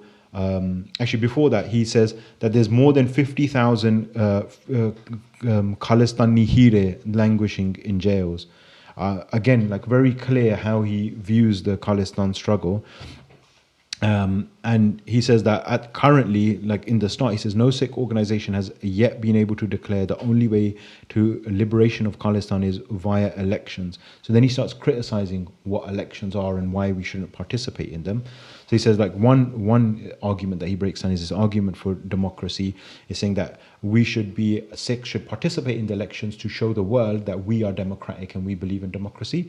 And he says democracy does not simply entail ballot boxes. The right of any community to determine its own existence is the greatest democratic right. Deciding whether to stay with or break with a country is a core democratic right. Elections in themselves are not a democratic process if they break from the above mentioned principle. So Qadi democracy, you can't even have that thing. And then remember in 1990 he's writing about, if we want to resolve this issue, the issue is the relationship between the Sikhs and the Indian state, then we should have a referendum via the SGPC. That he calls effective democracy. And then he says, some people say that Khalistan will be helped by us participating in the election. He's like, once we win, Asi Khalistan the resolution padunge. Like, I've heard that so many times when people are talking about UN resolution party Khalistan, that kind of stuff. And this is all really important because, and we were talking about the legacy of Khalra towards the end, and how we can do justice to his legacy. It wasn't about, for him, the larger picture was the Khalistan Sangharsh. Sada Qawmi Kar Hove. That's the major thing. He spoke in Vienna, and he mentions this, and he says that some people think that there was violence there, now it's gone quiet, and now that matter's gone away. He goes, it's an unresolved matter. He goes, until we're not free, until we don't have our own home, he goes, this issue is not going to be resolved. So if people believe that by trying to prosecute the few remaining police officers, the low-ranking officers at that is the legacy of Khalra's work. Clearly, from his writing, it's not. He mentioned that one of the major reasons, he says, that this is unresolved, he goes, because Jado Shaheed da Khoon dolda, he goes, that brings life to the Sangharsh. And he goes, and that will never resolve until we're free. These writings that you're speaking about now, how they're thinking and how they've relayed that in their text, is that how they always thought, or from like 75 when you kind of mentioned their first instances of being involved in different types of movements and stuff? Do you think they're kind of an 84 happened? Has this transformed, like this idea of what they're saying now about democracy and all these things? Do you think before they really thought that was the way, and now it's changed in 92? Yeah, I definitely think there's a change. There's a shift, isn't it? Yeah, it's a massive shift, and a big part of that is Sant Jarnail Singh, their arrival on the scene, the entire movement that springs, all the prachar that they do, how they teach Sikhs what the reality of the Indian state is, the intellectual work that Sant Jarnail Singh ji does for the Sikh panth, how they theorize about our condition, and they don't just give us a theoretical framework and understanding between our sovereignty, the panth's Padshahi, and the sovereignty of the nation state, what these two things are. They also then, that this system needs to be fought against. They begin the armed struggle from that point onwards, from June 84. And we see that has a massive effect on Paisa. And before that, they're involved in organizing and protests and clashing against the police. I think from very early on, the sense that I got is that they do not like the police. They don't like the police. They don't like the police as the role that the police carries out. Because, like today, there are a lot of Sikhs in the police, and still as a result of colonization, this is a continuous kind of theme and a story that we tell ourselves, the stuff that the Angraj taught us, that we should be part of the police, we should be part of the system, we should change it from within. And that's still a prevalent narrative, so much so that Sikhs themselves will say that we are a martial race, when the martial race theory was created by the British in order to differentiate different groups, ethnic groups that they saw, and in order for them to control a region and be like, oh, tusi shabash, tusi, mera Bahadur sher putte, go and fight, right? And Sikhs have internalized that really deeply, where they see their involvement in World War One and World War Two as their history. This is the history of the Khalsa of Sikhs. You'll see it in Gurdwara, Sikhs will say it, whereas that's the history of colonization, because at the same time, Bhai Maharaj Singh was fighting against the British. Kartar Singh Sarabha was hung as a child by the British. Jallianwala Bagh's happening. Darbar Sahib's occupied by them. They're passing racist laws. Even the Sikhs that were enticed and given lalcha to go serve them are not even treated properly. They're being treated as racist. They're subjected to racism, not as equals. They're seen as disposable, etc., etc. Completely, yeah. And all the photos that we see are taken by military photographers. So they're designed to show a particular lens, and the Angrez were very cunning in that they understood early on that they see us as essentially pagans, that we worship in Ona de Pak de Vichon. From their perspective, they see us as bowing down to a book, that we're pagans, that we don't have any major understanding. That if you respect Guru Granth Sahib Ji, take that wherever you want to go. Sikhs will follow behind because they're stupid, basically. And they promoted that as come join the army, like you're serving Sache Padshah. The king is Sache Padshah. You can fulfill your role as a Sikh, and that's still a prevalent thing today. You ask a Sikh serving in the army or the police, they tell you that they want to serve society, that this is how they do seva. They want to help people because it's their kind of Sikhi that's taught to them what their values are, and they find a place for it because they believe the propaganda of recruitment practices. While Khalra, who had travelled across the world, he says this in his speeches, that nowhere in the world is there a system like ours. Like no one has that system, and that's why the Guru system needs to come forward. Yeah, and he talks about our own model of governance. And from early on, he's very anti-police because he sees how the police are used. So you got the recruitment propaganda lies on one side, and the truth is the police. How have we seen the police? Guru Ka Bagh Morcha, they shot and they killed. Jallianwala, they shot and they killed. The only good Sikh police officers in the entire history of Sikhs in the police is Beant Singh, Satwant Singh, and Dilawar Singh and Balwant Singh Rajwana, who betrayed their uniform, betrayed their oath, betrayed the entire structure in order to serve the panth. But he sees the ground reality of policing. The first protest that happens, Mogga College, is because the police shot students and killed 2 students and injured multiple others because they were protesting against unfair practices in a cinema. I mean, it's not like a nation-destroying conspiracy here. Crazy. This is just like, life in it. The cinema owners, the capitalists want to exploit the people, jack up the prices. The same with the farmers' protest. They wanted to jack up the prices. They started hoarding grain.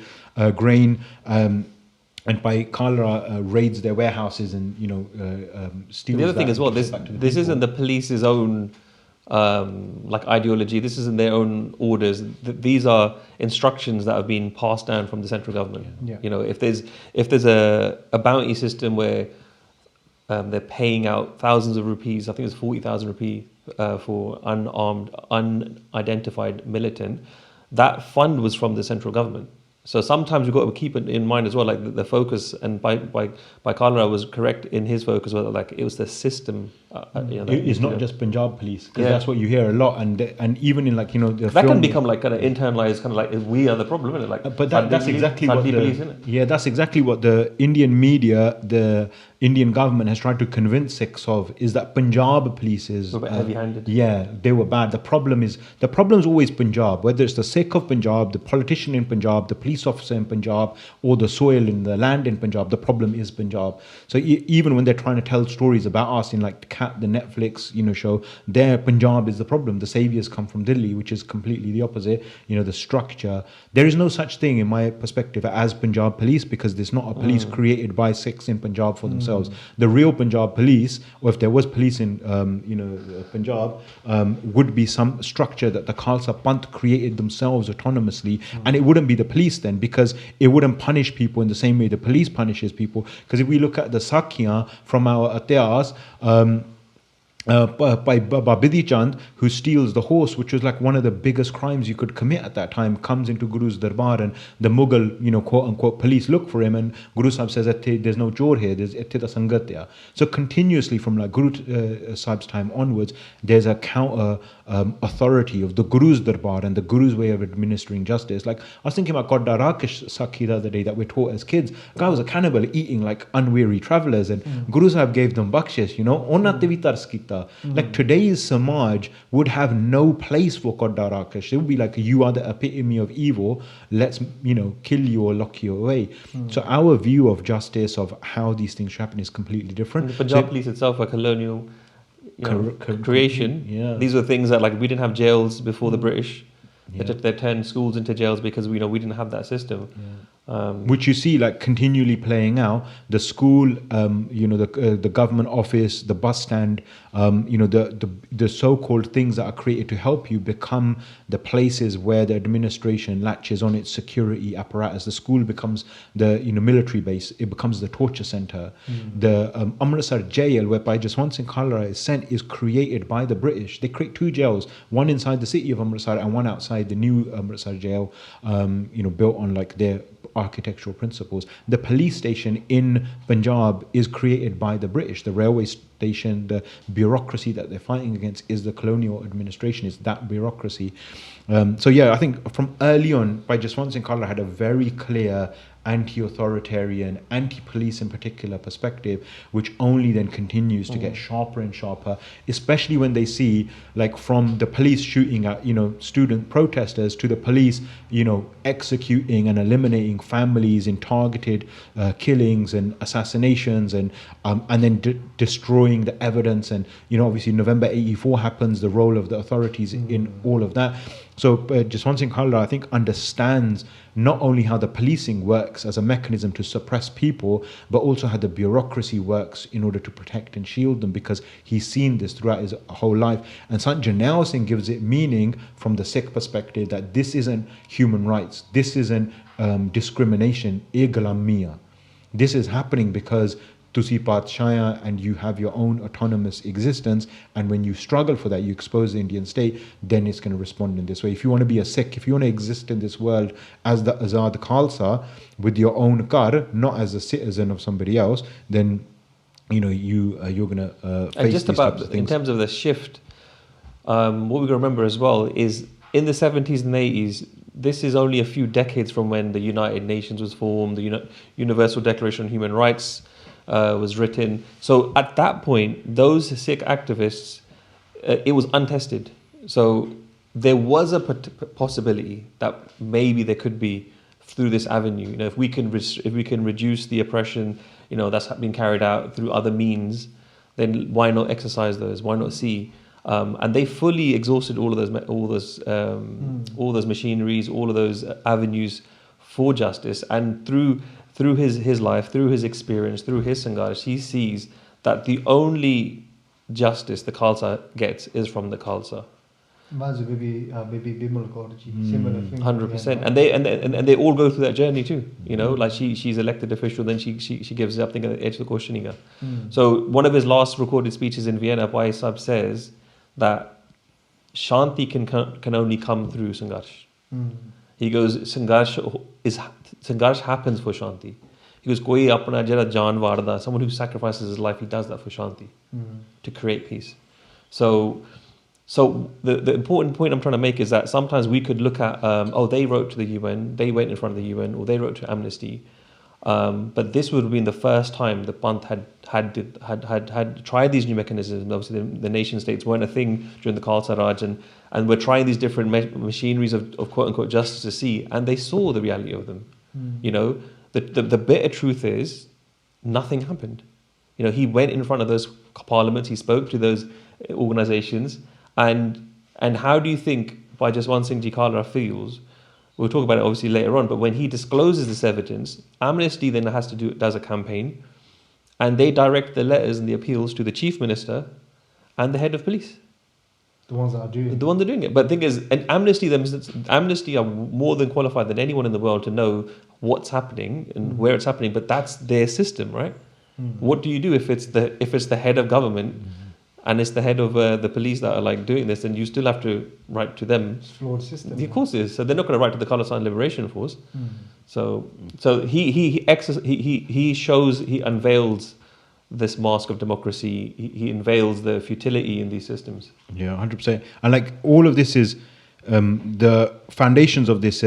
You can see in that Feb 92 article on elections, where he says, addressing this question of like how we can help the movement. There's resolution of Khalistan policy, and that can be scaled to the United Nations, not just Indian elections. And he says this, right? He says that people that want to participate in this say that as a result of this, the world will then know that we want our Azadi. And he says, no, the world already knows that we want Azadi. And he's like, perhaps those people don't know that 100% of Palestinians are living in refugee camps in front of the world's eyes. In 1990. Yeah, in 92. And then now we can see what's happening in Palestine, right? Like the condition hasn't improved with the involvement of the UN or any representation. The only people protecting their existence is Unadiyan Apniyan Jajaru Jathebandiyan. And then he talks about like Burma. He's saying that, the now imprisoned winner of the elections has no power despite her victory. I think this is Aung San Suu Kyi. I think this is the person. And say elections did not help this Nobel Prize winning leader who could not even get an hour's parole to receive the award. So very, very critical. And then he goes into this other argument about how people say we shouldn't leave the field open, that we should be in every single field. And he said we should win in both fields, right? Like, the people that make the argument that armed struggle and elections. And he's like, from a strategic point of view, it is harmful if we consider something a decisive battleground when the enemy created it just to imprison us. By doing so, we weaken the community's strength and invite the possibility of disillusionment. And that's what we see continually happening, with so much energy going into participating in the Ingreji's colonial structure, whether it's from an election, in a province, in a nation, or the election of the nation, or participation, or, quote unquote, awareness to the UN. It takes so much of the panth's energy and resources, and it disillusions the armed sangat from the actual cause, the actual struggle, which is the Hatiyad Band Sangarsh. And then he says the other argument is people say that participating in the system will give us some relief. And he's saying, if it was comforts and relief that would get us Khalistan, then from 47 to 77, why didn't Khalistan come into existence then? And then he name dropped Southall, and he says, if such conditions only strengthen the movement, and I think this is probably a negative reference to Southall, saying, then there are many of them in Southall, and why, and what do they think about the strength of the movement there? And it's true, and that applies to all across the diaspora, from Canada, America, UK, Australia, perhaps maybe not so much Australia, but especially in North America and the UK, Sikhs are very economically powerful. But what is the status of the movement there? It's all, surface level discourse. There's nothing that's actually building the Sangarsh. There's no resources that are being put into building the Sangarsh in that way. And then, he says that people say Sikhs should adopt, so-called diplomatic methods. And he's like, they take the meaning of diplomatic to mean think one thing but do another, say one thing but do another. On this basis, they say that swearing by the Indian constitution is not a bad thing, even though the constitution is bad. And then after we win the elections, we'll pass resolutions. And he says that is called Brahmanism, and it's started by Jankiya Niti, saying say one thing and do another thing. And then he says, if we win in this way, who will lose? Which is like very poignant point. The Khalsa Panth wants to gain political power for the expansion of Gurmat. It is not fighting with the Indian government for the price of wheat and paddy. It is fighting for righteous values. And if it abandons the righteous values and enters a war by adopting Brahminical values, then on what values will the decision of victory or defeat be made? And elections according to Brahminical immoral standards, aren't what we're fighting. This is amazing what they're writing. I know. He's saying you have to take an oath to protect the constitution, and then he's like, if the Khalsa Panth approves of false oaths and renouncing oaths, then it is not entitled to any comment against Brahmanism. It's like, how can we offer anything different than what Brahmanism offers to society if that's the type of policy that we want to adopt? And he's saying, let us fight our battle on the high standards of our dharam. And then he goes on to, Bhai Sahib will write more on elections later on, but the next article in 92 they write on the issue of unity in the Khalistan movement. They talk about three types of Khalistani that they see in their perspective. That the first type is the Sikhs that want Khalistan for the state of Chardi Kala of Sikhi and the Dharam. The second type is the emotional Khalistanis that because of political events have awakened them, their political events have awakened the dormant dharmic identity within them, referring to Darbar Sahib, etc. And he sees them as the large part, and he sees that they see that their personal dignity, onadi hondhasti, is tied with that of the Panth, and therefore upavak hoke, they're part of the struggle.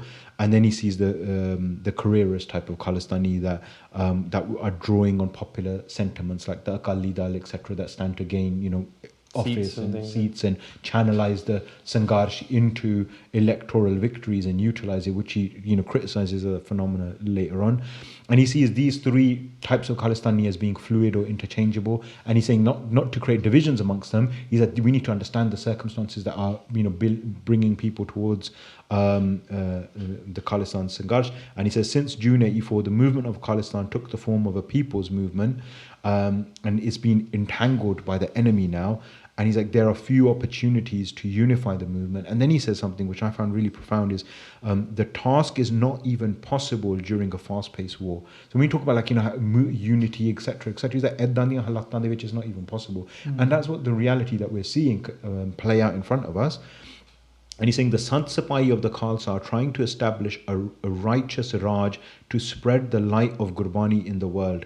Raj sada sadhan hai, dharam sadi manzil hai. That Raj is our method and our support, and dharam, the prafullit flourishing of Sikhi, that's our ultimate nishana. Khalistan is not an end in itself for Sikhs. Dharam is our destination ultimately.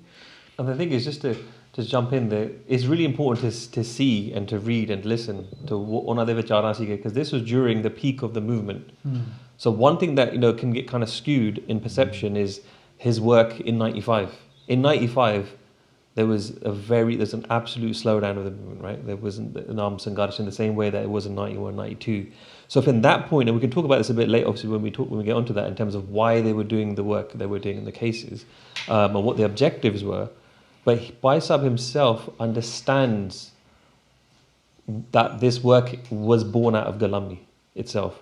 So when he speaks in Vienna, it's one of his last speeches in 95 before he goes back to Punjab, he says he equates keeping case with having our own azadi, being autonomous, being sovereign.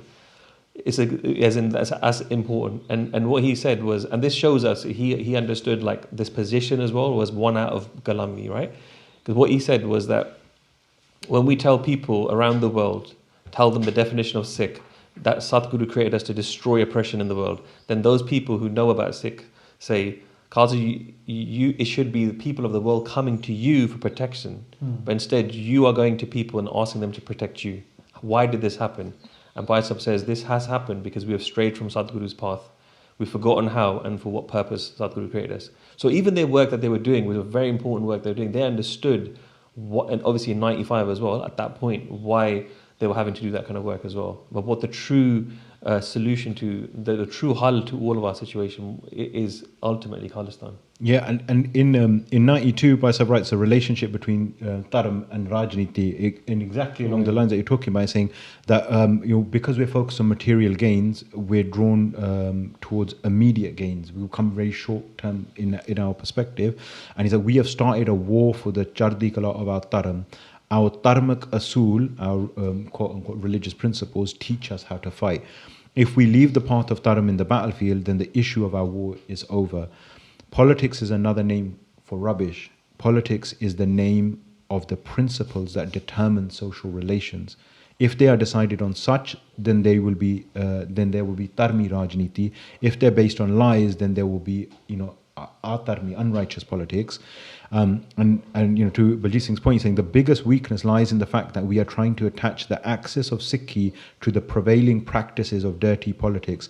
Let us take a step towards dharmic rajniti. Let's leave petty politics and grab hold of the truth and jump into the fight of our Sachi Azadi, Khalistan. And then, in 93, Basab writes about the 89 elections and how the elections were used as part of a two-pronged game by the Indian state to subvert the Akali leadership and capitulate the militant youth into joining parliament.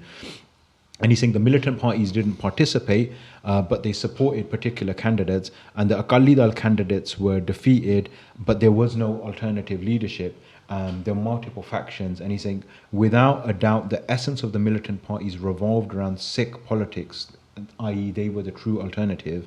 And he's like, parties tried to gain legitimacy from saying that they were close to the militants and saying, this Falana group supports us, therefore you should support us. And they did. The militants held dominance in Sikh politics, but they got caught in this game of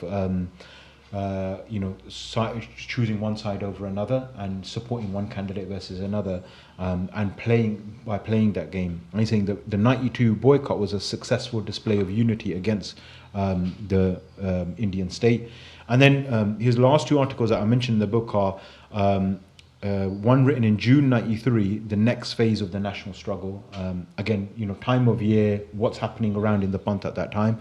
And then one in May 94, the current crisis in Sikh politics and the way out. And so in this one, the next phase of the national struggle, Baisab makes a case of democratically organizing and reformulating the movement. And he's saying, he starts off by saying the decline of the militancy is a bitter truth. He's saying to condemn this movement today can only be called treachery.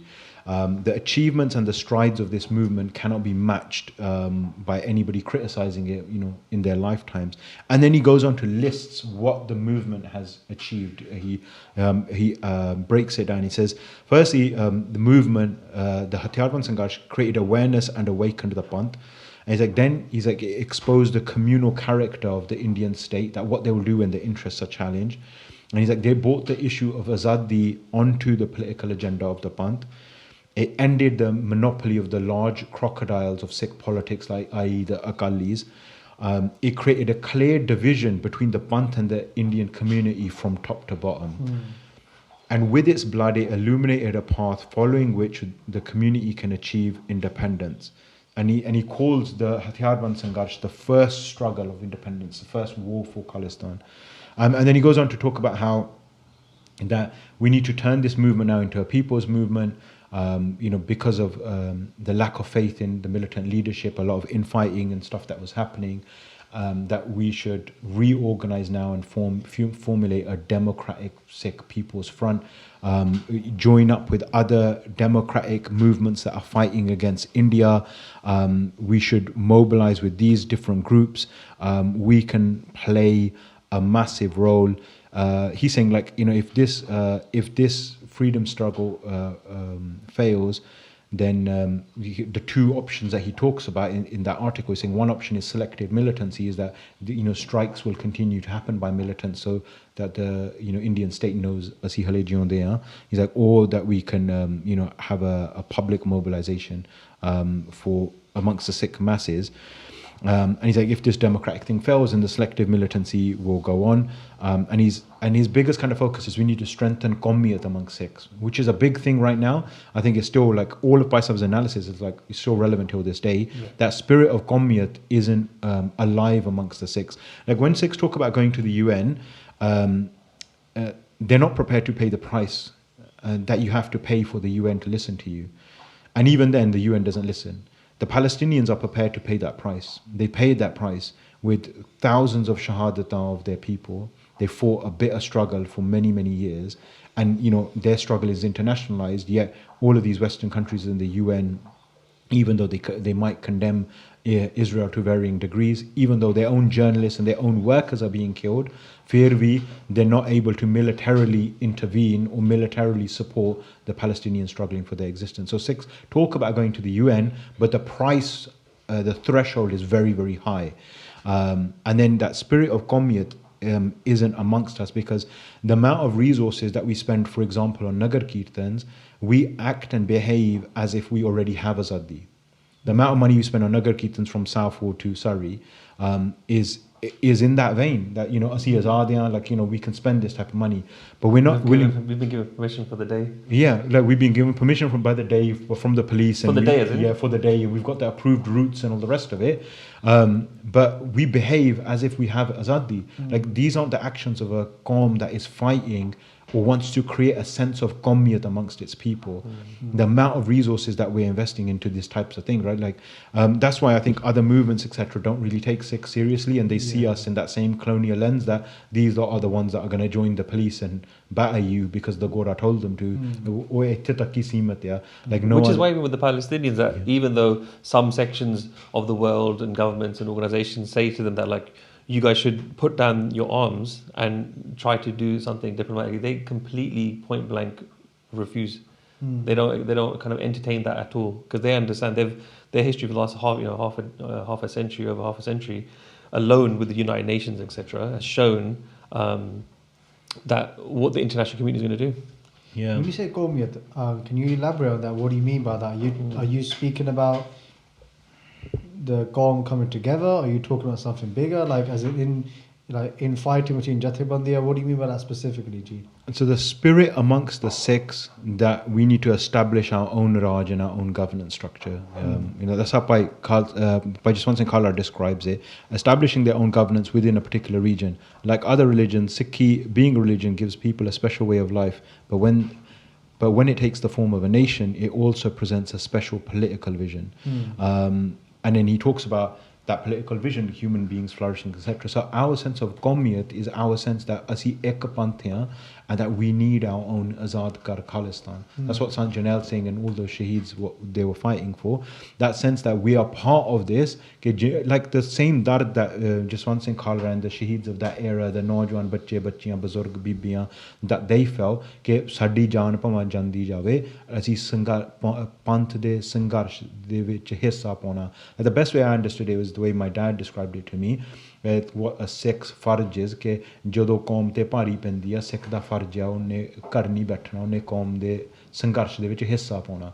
That when Sikhs are under attack, the duty, the responsibility of a Sikh is to participate in that struggle, to rise above our own nij, our own personal desires, and मैं अपना घर बनावां. Like Qawmiyat is, I suppose you could understand it simply, the same desire that individuals have, that their house should be nice, is the same desire you should have good panth da bhi ghar hona chahiye, right? If your family was sitting on a street, I'm sure you would understand Qawmiyat like that, कि मेरा घर होना चाहिए. It's the exact same thing. You want a space where you can be at peace, and you can make it in a way that is an environment that you want as a Sikh, so that aun wale bacche, the Sikh children, can flourish, etc. Faisal mentioned that as well. He says in his speech that it's fine to travel the world. He goes, but we travel the world as homeless, as stateless. He goes that, like, our children should have somewhere where they're proud to return to, proud to be from. And you talk about, like, essentially you guys are all immigrants from all these different countries you settled, and especially seeing the dialogue, what's happening in the world today, it shows that it really reinforces that point that we are stateless, we are homeless, right? At any given moment, these idiots can put up a few flags, and your whole existence can be turned upside down. And the difference, if someone has those passions that Shamsher is describing, you see by Jaswant Singh Khalra from pillar to post, from anything and everything that he can get involved in, from any country, any organization, anyone that's doing something. He's literally, you see that dard, you see that desperation, that passion, and so it's not difficult to know if you have it or not. If you're behaving like that, then you have that dard. Like if we look at Palestine is 6,025 square kilometers, which is about 2,320 square miles. Punjab is 50,362 kilometers, the state that is in India, not including Haryana, Himachal, and West Punjab is in Pakistan. So that's like 19,500 square miles almost in 23 districts. So Amritsar and Ludhiana, 2-3 districts of Punjab are bigger than all of Palestine. Look how they're fighting for their survival, and we've got so much space, so much more space, but our fight, our sense of identity, our sense of our existence as separate is very different amongst than it is amongst Palestine. Like I think I saw a video, someone sent a video in WhatsApp of Punjabis doing Bhangra on Indian Independence Day, for example. Like Sikhs still being confused that Indian independence equals independence of Punjab. Punjab is disputed territory. It's very clear, even like with Bhai Jaswant Singh Khalra and all of the Sikhs that are writing that Punjab has a conflict with India that is unresolved. And the thing is, the difference is like Sant Jarnail Singh at that time, Sant Jarnail Singh didn't lie to the Sikhs. He was very clear with them about this is what's happening in the world, this is what's happening in the panth, and this is what it means for you. Whereas today, I feel like pracharaks either are fearful or that they want to admit certain things because their own limitations, and that is failing. What Khalra was writing at that time is that communal political awareness could not happen amongst us. And he talks about in this sense of conflict, when a warring community is suddenly interacting with the government before the occupying nation supports the government, and the fighting community becomes opposed. And he's saying in the same way, a watershed was born when the Indian nation stood on the back of state machinery. This is the armed Indians with full national fervour and entered the field to fight against Sikhs. From that day until now, every Indian has consciously stood against the Sikh struggle. Could you explain that in layman's terms? When Darbar Sahib is attacked, the Indian government showed its true nature.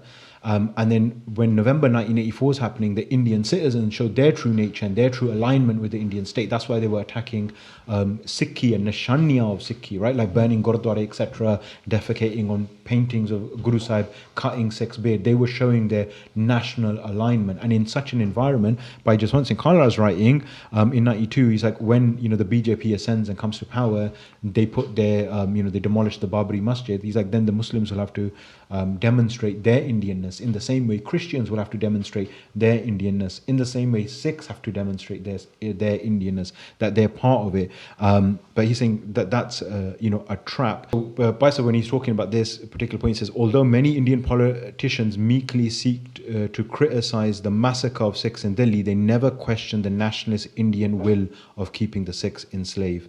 But Sikh politicians, while criticizing the militancy's ill-conceived ways of fighting, continuously promoted the slave status of Sikhs and tried to forcefully fill the Sikh mentality with certain ideas, including that we have no quarrel with the Indian people, merely some resentment and bad relations with the administrators, which is the key kind of opposing idea to Qawmiyat, is that it isn't a problem of our Azadi and our Raj and Gurbani, Raj in the light of Gurbani.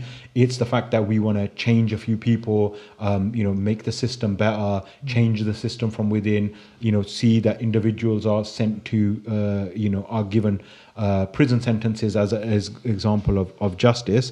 And then he goes on to say that the Vedic tradition is part of a separate political and national identity, and every Sikh who takes refuge in Gurbani is part of a separate nation. And then he basically says that this Democratic National Front should have clearly defined goals of national freedom, that even if we're organizing democratically, it should be for Khalistan.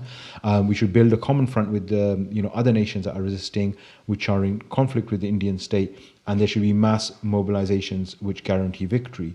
But and like saying this was in 93, but in 94, a year later, that was in May 93, in May 94, where the last article that we have of Baisav's that's written from Liberation Khalistan magazine, called "The Current Crisis in Sikh Politics and the Way Out," it's a substantial article. It's about 4 pages long. That's what I was waiting for you to get to the way out. I feel like you've through Baisav have demonstrated all the problems very clearly, but what is the way out basically? And as he's looking over that, it just, some of these words you can see the echoes and sentiments of Santji and his Bachan. There's a famous speech where Santji says that je tusi anakna jona, like, and if you want to, live in the true the way Satguru intended, he goes, the bibi bacha shaheediyan paun li tiyar ho jo sark te aajo. He goes, but if you want to live like begerta, if you want to live like a dishonest life, just a cowardice life, he goes, then no one's going to say anything to you. And that's the difference. Fear ni ko parlet de. That's it. Fear ni Yeah, ariyan that's charai it. jande. Yeah. And this is a harsh point, and I feel that this might be edited out, but maybe Bhai Jaswant Singh Khalra towards the end of this starts to realize this, which is like the weakness and the limitations of the Sikhs in the diaspora. Because one thing that through my research I was realizing was that Sant Jarnail Singh Ji never directly speaks to the diaspora. So during that movement that's taking place, they don't speak to us directly. And even the Karku Jethebandis, I've never found a statement where they've appealed to the Sikhs outside to join, right? And it's kind of it was quite overwhelming when I realized this, that Sant Ji says to the Sikh of Punjab, be bacha sark te aajo, khopriyan lohan lo tiyar ho jo. Like, be prepared to have your khopris taken, or be prepared to give brutal shaheediyan. And when he specifically asked the question that, do you have a message for the Sikhs outside, Sant Ji says, maybe you guys don't watch too much TV. So there's a massive difference there, and I mean, I'm just theorizing here, but maybe Sant Ji understood, having met some of the Badle Sikh, what our kind of kamjoriyan are, where he's asking them to do this, he's asking us to, like, maybe don't watch too much Netflix, innit? But I think Bhai Jaswant Singh Khalra, like, he's here, he's touring, he's speaking, he's pouring his heart out on the page, he's founding these organizations, these magazines, he's doing work that he feels isn't being done here. And he's trying to, like, move the needle. He's trying to push this, but in the end, after all of that, it's a one-way ticket to Punjab by himself. Yeah, I think even during that time, during the peak of the Hathiarband Sangharsh, as a percentage of Punjab's population, of the Naujawan that joined was much, much higher, and their understanding and their sympathy was much higher than those that were outside. That those that joined or did anything, like literally a handful, like less than 10 from every single country in the diaspora. Do you think that maybe that is because the Sikhs in the diaspora had some sort of hope as well, that there's another way, the United Nations, this, that, the other, that maybe these are... Somebody else will do it. Yeah. The Sikhs that in Punjab, they'll do it. And yeah, I definitely think that UN stuff, I mean, like everything Bhai Khalra is talking about, like in 1990, he's saying, do a referendum, but do it through the SGPC. We're trying to do a referendum now. Is that 2025? They started in 2020. And the whole point of the referendum is to be a non-binding UN, whatever. Like, it's and that's like taking so much energy, and the Sikhs are genuinely convinced that this referendum is a solution. Bhai Khalra outlines that as a potential pathway 30 years ago. I think outside of Punjab, there's been this like mad lack of retrospection and lack of looking inwards. Inside Punjab, it's very clear that the conditions were such that, as Bhai Khalra talks about that, that type of unification of the movement of various factions isn't even possible in this brutal conditions of warfare.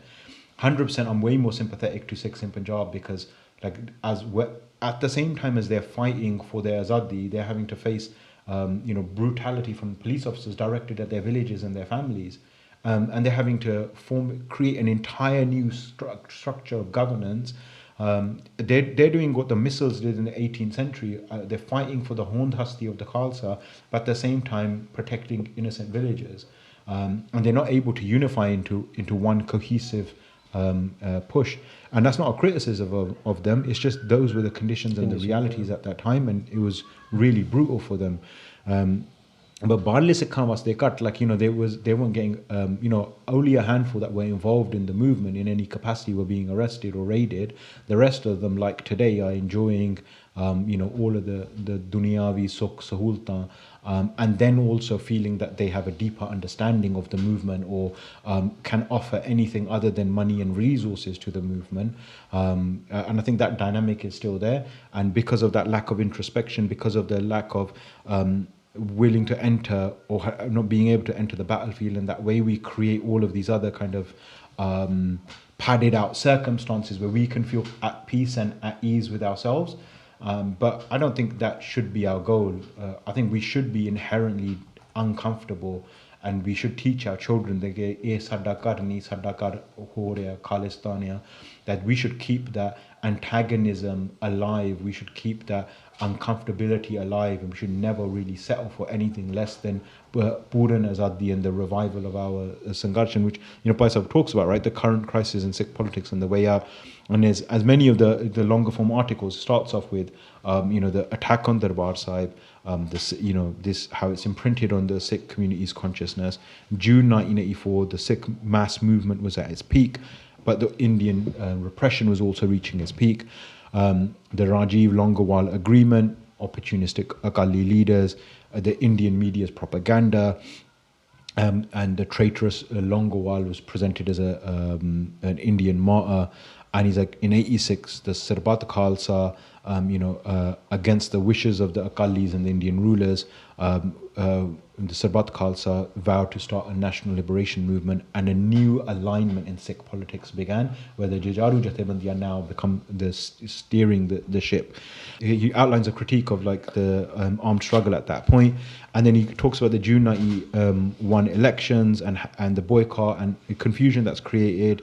And how after the Shahadat of Baba Manochal, the militant movement began to flourish, and the remnants of it are fighting for a revival of this. And he's like, ultimately the collapse of the Akali, the traditional leadership parties, put an end to the possibilities of a democratic platform for the new community movement. So previously, like a year before, he's saying that the way out is we form a democratic front. And he's saying, like, with the creation of like the Mandal and all these the people, the various federations, various groups trying to do that, and the lack of introspection into like the armed struggle, he's saying it's no longer possible for us to have a democratic platform. And he's really critical of the Mandal. He's saying how they gradually disgraced themselves. The freedom-loving Sikh voter felt no excitement for the Badal Dal. The Akali leadership engages in no activity, and it's resorted to cursing the militant movement on whose achievements the whole party was born.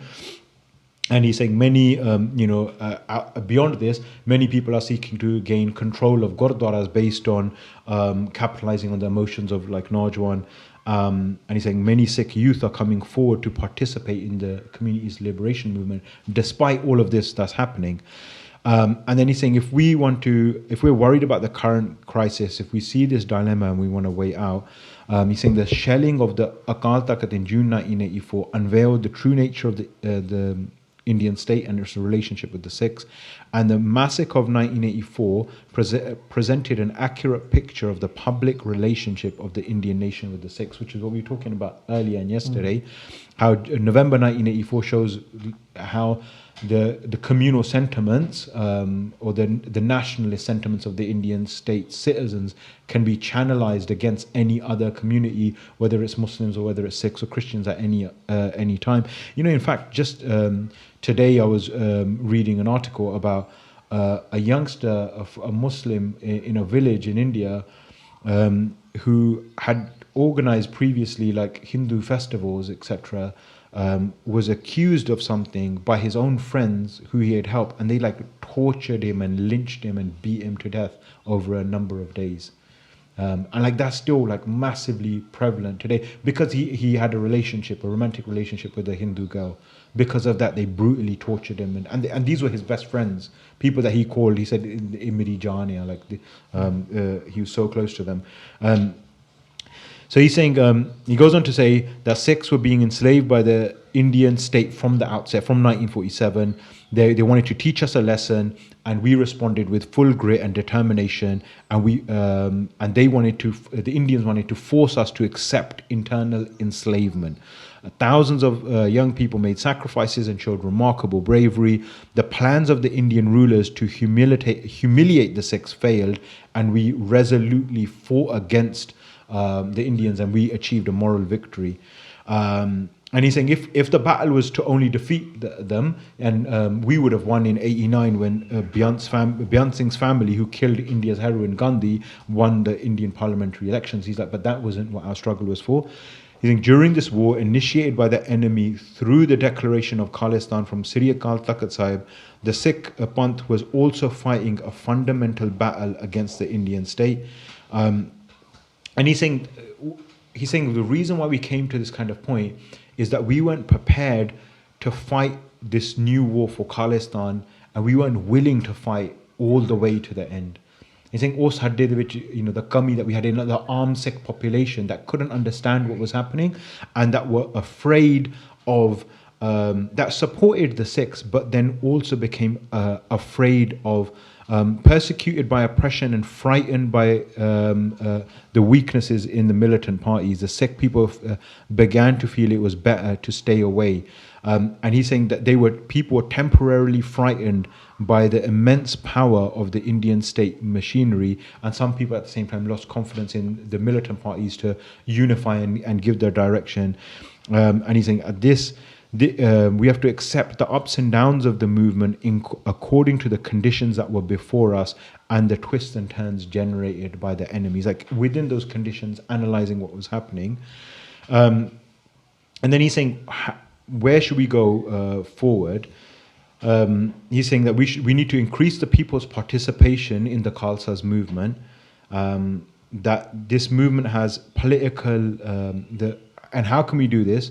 He goes on to give some analysis about like the Akali party, which is relevant, how we need to subvert essentially the Akali party, keep it in its place, but keep it pinned to this goal of Azadi and its true origins, as Sant Jarnail Singh did. And we should infiltrate the lower ranks of the Akali party and create fractures within it to remove these types of leaders that want to side with the Indian state for their own benefit. And then he comes to the conclusion in this article, and he says that we should sharpen this contradiction, this conflict between the Sikhs and the Indians, that we're not one. This no-mashda-rishta, this blood-flesh relationship, that this is a part of their cunning strategy to undermine us. We shouldn't fall for that game. And then he goes on, like when he says what we should do, right? The concluding passages. Militants do not emerge out of nowhere, nor can attempts to eradicate them be successful. And he's saying that we should fight on Sikh principles, and leaving politics of intimidation or personal interests aside, we should fight for our own higher ideals. And he says Sikhi itself is a militant religion. The Khalsa was created as a militant movement to eradicate social evils and oppression. One who departs from the Khalsa doctrines departs from militant social practices. Therefore, for the firm belief of guarding the Khalsa principle to remain with us, it is also necessary for the militant movement to survive. The entire Khalsa should become militants. I'm paraphrasing here. The whole translation of the Punjabi. Yeah. It should have been. The whole community will have to try to become militant again. The Sikhs will not become terrorists, but Sikhs will always maintain their militant traditions to cleanse society from its ills. Society bereft from this in the past will move towards a higher level again. And on the 10th year of the Indian nation's attack on Sri Akal Takht Sahib, we have to repeat this vow. So when he talks about his overall kind of strategy is really clear that we should try to engage in democratic means and understand those methods and their limitations. But that doesn't mean that we're not building Khalistan up as a people's movement rooted in Gurbani and our traditions, that what our purpose is of Halim Miraj, why we want to achieve it, educating amongst our people, creating this desire for qawmiyat, this desire that sada apna kar hona chahiye, challenging and having discourse on these issues, answering people's questions, and ultimately supporting the Hatiyar Band Sangharsh as a formation to achieve victory in this ultimate struggle. That is the pathway to which we're going to get Khalistan, and that is what addresses the issues that we're seeing occur, like human rights violations, etc., tackling the root causes, which kind of draws me back to his article that he wrote in 1990 about border abolition. When he sees the state machinery manifesting itself, at that time not in mass cremations, but in barbed wire and harassment and arrests and killings of people in the villages, his call was to understand the root causes of this struggle and to abolish the border, which he writes in that thing, which is a really clear analysis of where we kind of need to take the direction of the struggle. That's so powerful, that 1994 one, because that's literally 10 years after 84, right? So what must have been going through his mind, that passion that he must have had at that time to write that.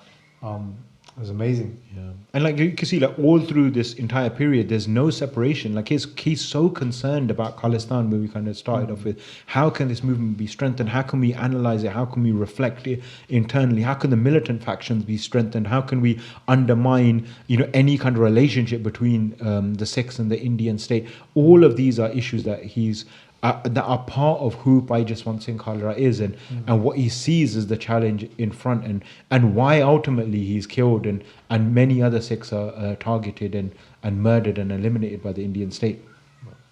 So as we kind of mentioned earlier, in May 92, Bhai Jaswant Singh decides to return to Punjab.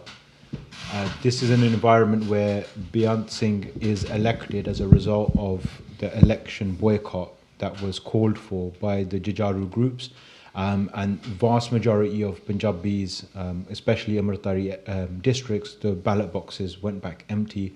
So Beant Singh emerges. So firstly, that boycott is a clear rejection of Sikhs in Punjab, that they don't want to participate in the Indian system anymore. Some people criticize the boycott and say, like we should have, but it's a really big political statement. It's like it's akin to a referendum that at that point, at the peak of the struggle, that Sikhs in Punjab said, we want nothing to do with this system. We want our alternative. The boycott was a support for the Jujaru Jathebandi, the call for Khalistan. So in that sense, it was a massive victory of the movement, and it should be viewed in that sense. So Bhai Jaswant Singh Khalra decides to return to Punjab with the coming of Beant Singh, and as he was talking about earlier, because of the crisis that's occurring in Indian national politics and the ruling parties, they are going to intensify the repression against the militants. And that's exactly what happens when Beant Singh comes on the scene. Beant Singh is the Chief Minister of Punjab. He is the senior most civil administrator on behalf of the Indian government in the state of Punjab. The senior most police person at that time is KPS Gill. Beant Singh is his direct boss. So there's a immediate chain of command. So it goes from Beant Singh to the Director General of Police, KPS Gill, then down to other police officers. So it's not like they're separate, basically. So all of the repression that we're going to see unfolding, it happens with the full weight and knowledge of the entire administration. And it's all complicit, whether it's the judiciary, the academics, the media, the chief minister, the head of police. They're all following the instructions that are issued by Delhi. Beant Singh sanctions every method available to the police. He introduces bounties, he protects and promotes police officers, and we see a huge wave of repression against the Sikhs that is being carried out with Beant Singh in charge. And that's the environment within which Bhai Jaswant Singh Khalra returns to Punjab in May 92.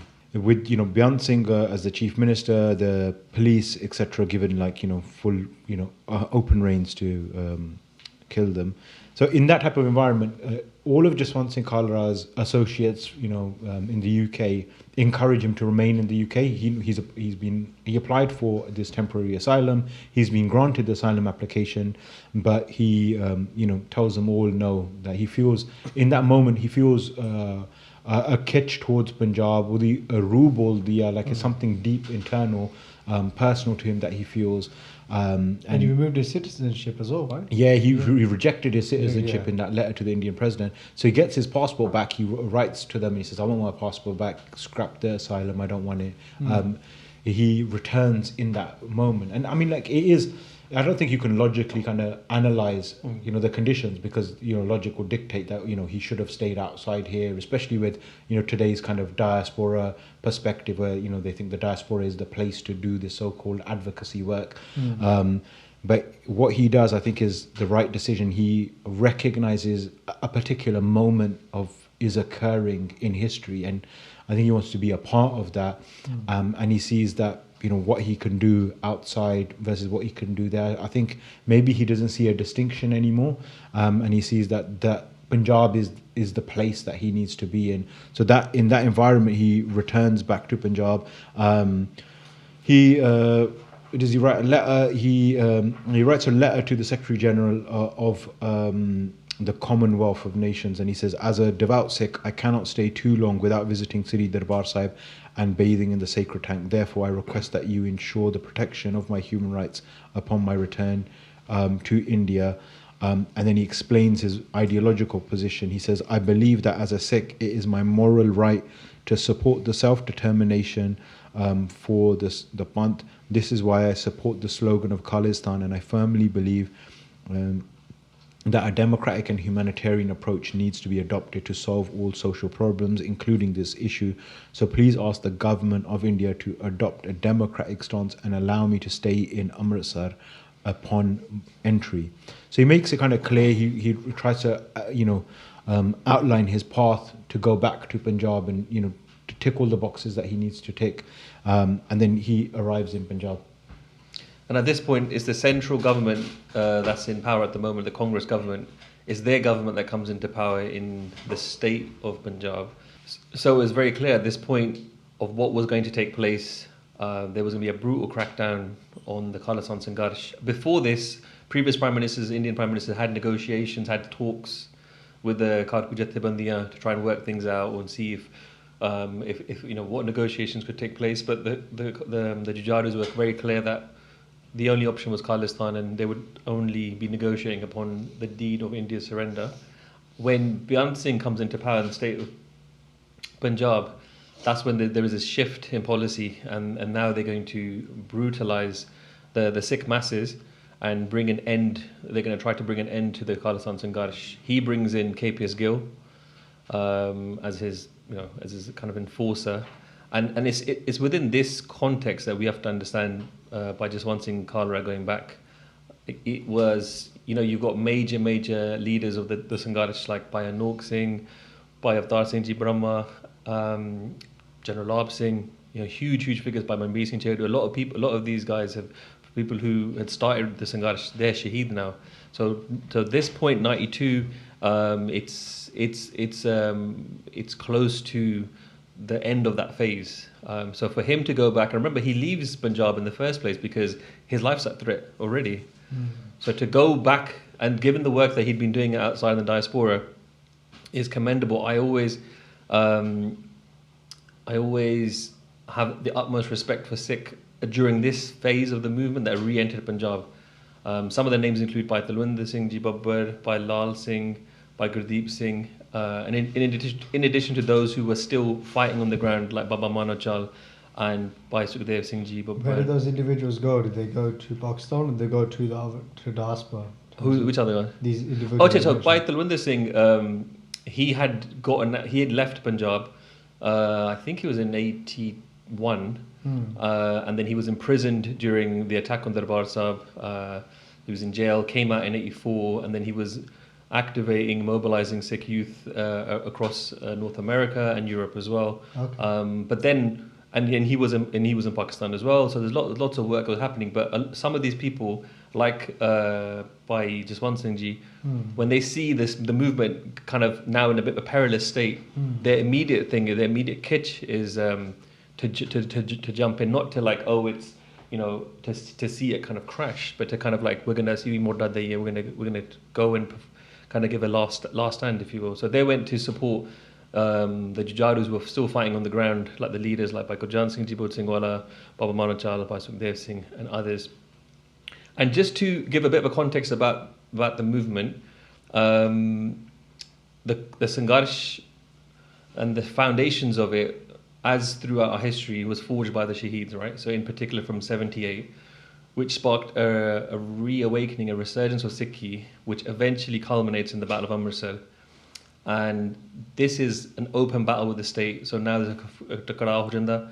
And the Khalistan movement that gave birth to, that has this immense impact on the Sikh and on India as well.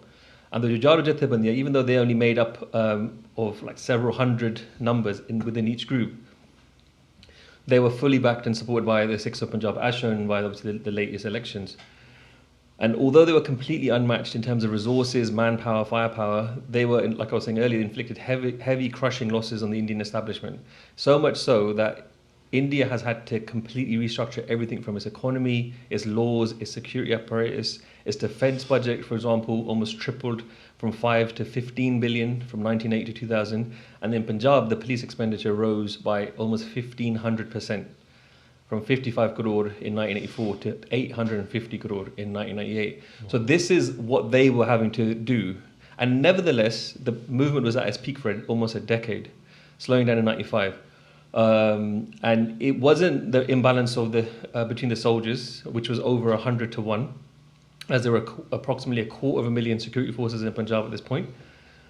But when the movement started to slow down is when they started to aggressively target Sikh masses indiscriminately. So with Beant Singh coming in, a policy that was engaged before as well, but at this point it was like that is the only policy, and they fully kind of intensified that. And this is where the conflict became more genocidal in nature. So the Congress MP, Beant Singh, becomes chief minister in February 1992 and was ordered by the central government to aggressively clamp down on the movement by targeting civilians and in particular the families and the sympathizers of the movement. The government expands the bounty system, so the security forces were given cash rewards to kill anyone they claimed was a militant. And in 1994, the US State Department reported that the government had paid over 41,000 bounties to police officers for these killings. So although fewer in number by this point, they were still afraid to directly engage with the remaining Jujadus. And what the bounty system enabled, as intended by Delhi, was that the security forces were now targeting in a more intensified way unarmed Sikh youth. So mere school children like snatched from their beds barefoot in their pajamas and executed. And it was in this background that Khalra Baisab leaves the UK, the promise of refugee status and settlement in May 1992. And as soon as he arrives, he creates the human rights wing of the Shromani Akali Dal MAN to address the human rights abuses that were being committed against Sikhs. So, and within days of re-entering Punjab, the legendary Battle of Bella takes place on the 8th of June 1992. A large army of police and CRPF, the paramilitary force of India, surround a house in Bella near Tarn. An informant had informed the authorities that Bhai Jaswant Singh Bella and two of his comrades were in a hideout in the village. The police, led by Ajit Singh Sandhu, rushed to the house, and when the police tried to climb the two-story building, they were ambushed by the three Singhs, and instantly two commanders were killed. And then the encounter continues as the Singhs took the weapons and carried on fighting. In the end, the army had to call for reinforcements, bringing the number of forces to 1,600, and they used human shields to try and rescue the police officers who were stranded. And those human shields that they brought in were by Jaswant Singh's sisters and family members, like Bajorg. And his sisters were shot in the encounter, and they survived. And they brought a Sarpanch to negotiate a surrender, but the message that was received back by Jaswant Singh was that to tell the father to look after the family, and that there was going to be no surrender. This was going to be his last stand, and he would die fighting. A general of the army would later recount that it was astonishing that three Jujadu Singhs were able to hold the army at bay for 28 hours. His exact words were, like they didn't allow us to lift our heads up. And the reason why this is important is because it explains the violence that is then carried out against the families. And it was, by the end of this encounter, by the end of this battle, 9 people are Shaheed. 3 of the Singhs and 6 of the villagers that the police used as like human shields. And it was Bhai Jaswant Singh Khalra who goes straight to the village and conducts his own investigation, speaks to the eyewitnesses, and challenges the false press narrative when they claim that 9 militants were killed. So he challenges it and says there was only 3 Kharkus and there were 6 innocent villagers, using the eyewitnesses from the village. And then the Indian Express print a report on the next day. Now the police had cremated all of the 9 together at the cremation ground in Tarn, and the families of the Shaheed weren't allowed to participate. And although all the identities were known, they cremated them as unidentified and unclaimed. So you could do that and dispose of bodies if you didn't know who the body was, lavaris lash, or no one came to claim the body. And this was basically a method that they were employing because obviously when you're ramping up this kind of genocidal violence, you're going to have issues with thousands and thousands of bodies. Later that year, Baba Pyara Singh and Bhai Amrik Singh Matewal were abducted by the police and disappeared. They were both relatives of Jujarus. Baba Pyara Singh was the uncle of Bhai Harminder Singh Sultanwind of the Khalistan Commando Force, and Bhai Amrik Singh was the brother of Bhai Seetal Singh Matewal, chief of the Dashmesh regiment of Khalistan. In addition to Bhai Amrik Singh, Bhai Seetal Singh's other brother, Bhai Darshan Singh, and his wife, Bibi Narinder Kaur, Bhai Seetal Singh's wife, were also abducted and killed. So 3 members of Bhai Seetal Singh's family were killed. And both Bhai Harminder Singh and Bhai Seetal Singh had already been Shaheed. So this wasn't the security force trying to find out information about them. This was purely revenge. Both the Jujarus had inflicted heavy kind of casualties and losses on the state, and most notably Bhai Seetal Singh Matewal attained Shaheedi in the Battle of Balowal, where he led 4 Singhs in a battle against 13,000 Indian security forces for 30 hours. So these are like famous battles in Punjab. You know, they sing beats about them. Now both Baba Pyara Singh and Bhai Amrik Singh were directors of the cooperative bank that Bhai Jaswant Singh Khalra was also a director of. And I think the director is a different sense as what we have in the diaspora. It was a cooperative bank, and it was based on like supporting like small holdings and farmers. So it's not like direct as we kind of understand it. It's more, I think, more like a voluntary type thing. So Bhai Jaswant Singh Ji knew these guys well, and he set out to search for them to find out what happened to his friends. You know, at this point, it wasn't known like if the people that were being picked up were languishing behind bars.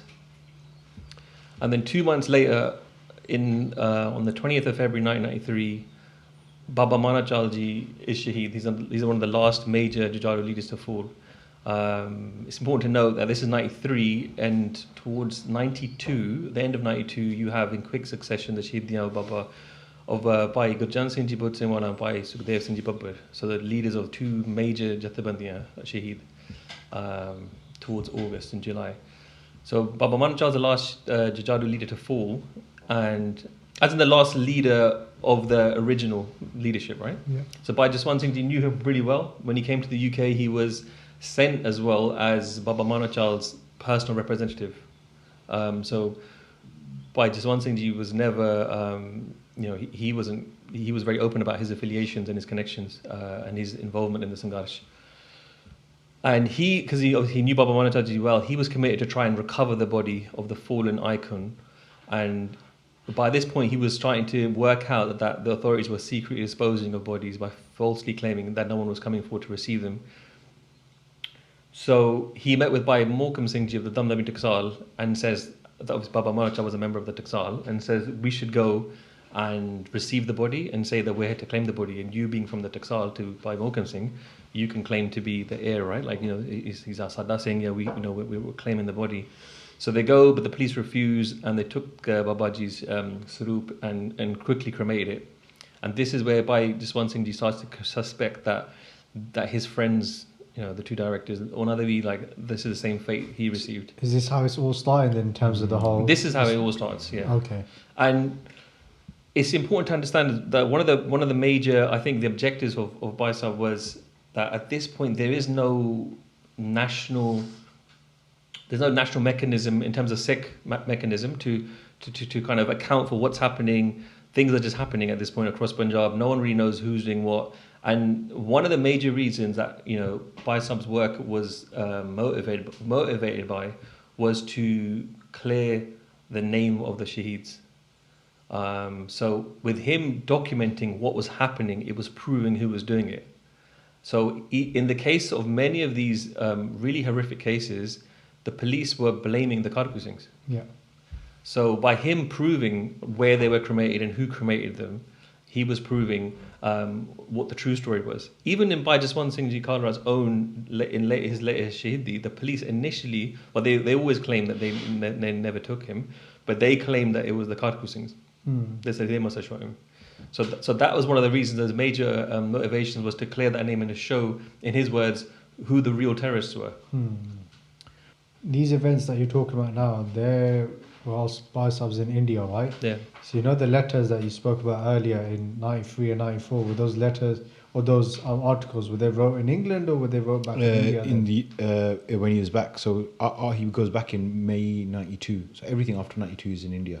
Okay then. Yeah, Cheap. and most of those were like 92, and the last one is 93 for Liberation Kurdistan when he's in India then. Cheek, yeah.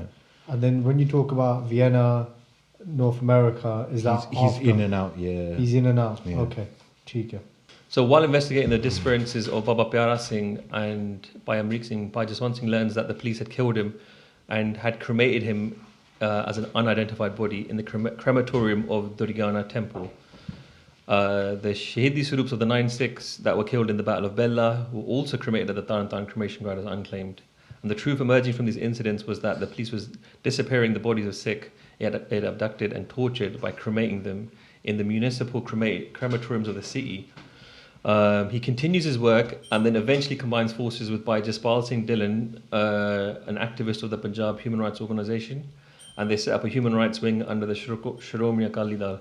They set up a 2-man investigation committee, which includes by both of them, and they're committed to finding evidence of the scale of the genocide that's been committed against the Sikhs.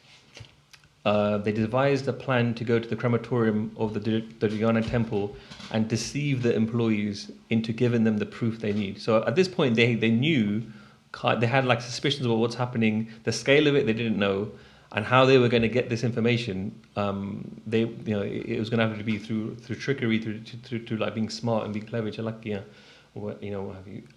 So the first they sent 2 normal people to the crematorium. And they spoke to the only worker on site, a 4th grade employee, that the superior officers were going to come, like the state superior officers were going to come and carry out an investigation or like just a visit. And the employee, whose name was Bhutanath, was terrified. And I know and then he got a table and some tea together and chairs. I thought, crap, senior officers aren't like, yeah. Then Bhai Jaswant Singh and Bhai Jaswant Singh turned up really smartly dressed and begin to bark orders at him, as those kind of government officials would have done. Yeah. So after generic questions about the crematorium, they dropped the question, so do you keep written records of all the dead bodies? And Bhutanath says, yeah, of course, all the information is kept in the register. So when that nugget of information was dropped, they realized that there was they could somehow get their hands on this information. So they said to him that, could you go to the market, get us some water, and we'll carry on looking around the crematorium. And then while he goes and he gives them that register, another of their associates photocopies it, and then through this way they were the same way they got evidence from the municipal crematoriums of Amritsar, Taran and Patti. But through Bhutanath, they understand exactly the whole process of how the bodies are brought, who brings them. And key thing is, because the bodies were being cremated by the state, they had to apply for funding for the firewood. Yeah. So based on the receipts of the firewood, they were able to verify the register with the lumberyard essentially to see the scale of it and basically cross-reference that this is how many bodies were being brought. Further investigations showed that they were bringing in enough firewood for one body, but multiple bodies were being burnt because that's the scale of it. And Bhutanath was talking about how 7 to 8 bodies were being brought a day, every day, and this is one local crematorium. Further investigation showed that because of the bodies were being burnt in the way they weren't fully being cremated, and dogs would be taking the parts of their bodies and they were scattered around the town, and the Sikh around the area, knowing who these bodies were belonging to, they would gather the organs and the partly burnt limbs, and they would do sanskar themselves. Ultimately, Bhai Jaswant Singh Khalra and his colleagues were able to document 6,017 dead bodies which were cremated as unidentified in the Amritsar district alone. Using this figure, they were able to estimate that throughout the entirety of the movement, up to 25,000 Sikhs could have been dissipated in this way alone. It doesn't include... what they were saying is that it doesn't include the bodies that were returned, it doesn't include the bodies that weren't cremated as unidentified, it didn't include the bodies that were thrown in the canals. And they were saying that if you look, and they were estimating that if we, throughout all the different methods and means, the figure of 50,000 isn't out of kind of comprehension. So there's a huge scandal that was getting uncovered. And it just shows the systematic way in which the Indian state was targeting Sikhs and killing them. And I think a lot of these times, these cremations are described by human rights workers as illegal cremations, but they weren't illegal cremations. I think that's a complete wrong frame, because it puts the state in a position of not bearing the blame for this. This was happening, as Bhutnath describes, with the register, with full authority. There's a process here. So it's not that they're illegal. This is the state destroying evidence, and there's complicit officers from the ground up. So I think, again, it's not about a question of justice. No. This is a question to understand the mechanisms in which the oppression against the Sikhs were working. And that's what Jaswant Singh Khalra eventually uncovers. And I think his experience in bureaucracy would have been a massive help in order deceiving these Bandi and getting all of the information out. No? And one of the reasons why they kept the records, the police wanted to claim the money. So if they, that was one of the major kind of incentives of them to like keep all the records as well. And a lot of this is just bureaucracy from the British, right? Yeah. The kind of systems that they had set up. So having found out this the scale of the violence, the scale of the genocide, he then organised a press conference at Chandigarh in January 1995 with Jaswant Singh Khalra, and he reveals there that there were, where the different crematoriums and the scale of, we're saying the 6,000 bodies that they had found in their initial investigation. Where was this conference, sorry? In Chandigarh. Okay. Chandigarh in 1995. So that's the 16th of January. On the 18th of January, KPS Gill addresses a press conference in Amritsar to challenge their claims. And he tells the media people that the thousands of youth who are missing have left for foreign countries under fake names, and they're working, or diariyan katte there basically. And he said that the police had compiled lists of the missing people, and that most of these people had been sent by their families, and their whereabouts were known to the families. And some of these people, according to Gill, were shifting from one country to another. So he basically was calling them that they were lying. On the 19th of January, the next day, Jaswant Singh picks up the challenge and called a press conference and challenges KPS Gill himself and says that he's lying. And he said that the assertion that the missing people had escaped was a lie, and he said that he challenged KPS Gill to a public debate, and he said, "I'll bring the evidence, and you show us where the bodies are." And he was saying that these bodies were actually had been killed by the state and had been disappeared. And in the debate, he challenged Gill to say, "Let's have an open debate so we can show the people of Punjab and the international community who was actually lying." Soon after this significant public exchange between Jaswant Singh and by Jaswant Singh and KPS Gill, Ajit Sandhu is now brought back, who was he'd been taken out of Tarn because there was like a huge list of cases of of human rights abuses against him. Not cases, but allegations, nothing in court. And he was moved out just when the heat was to take the heat off him. And then he's brought back by KPS Gill into Tarn, which is the area that Bhai Sahib is working in.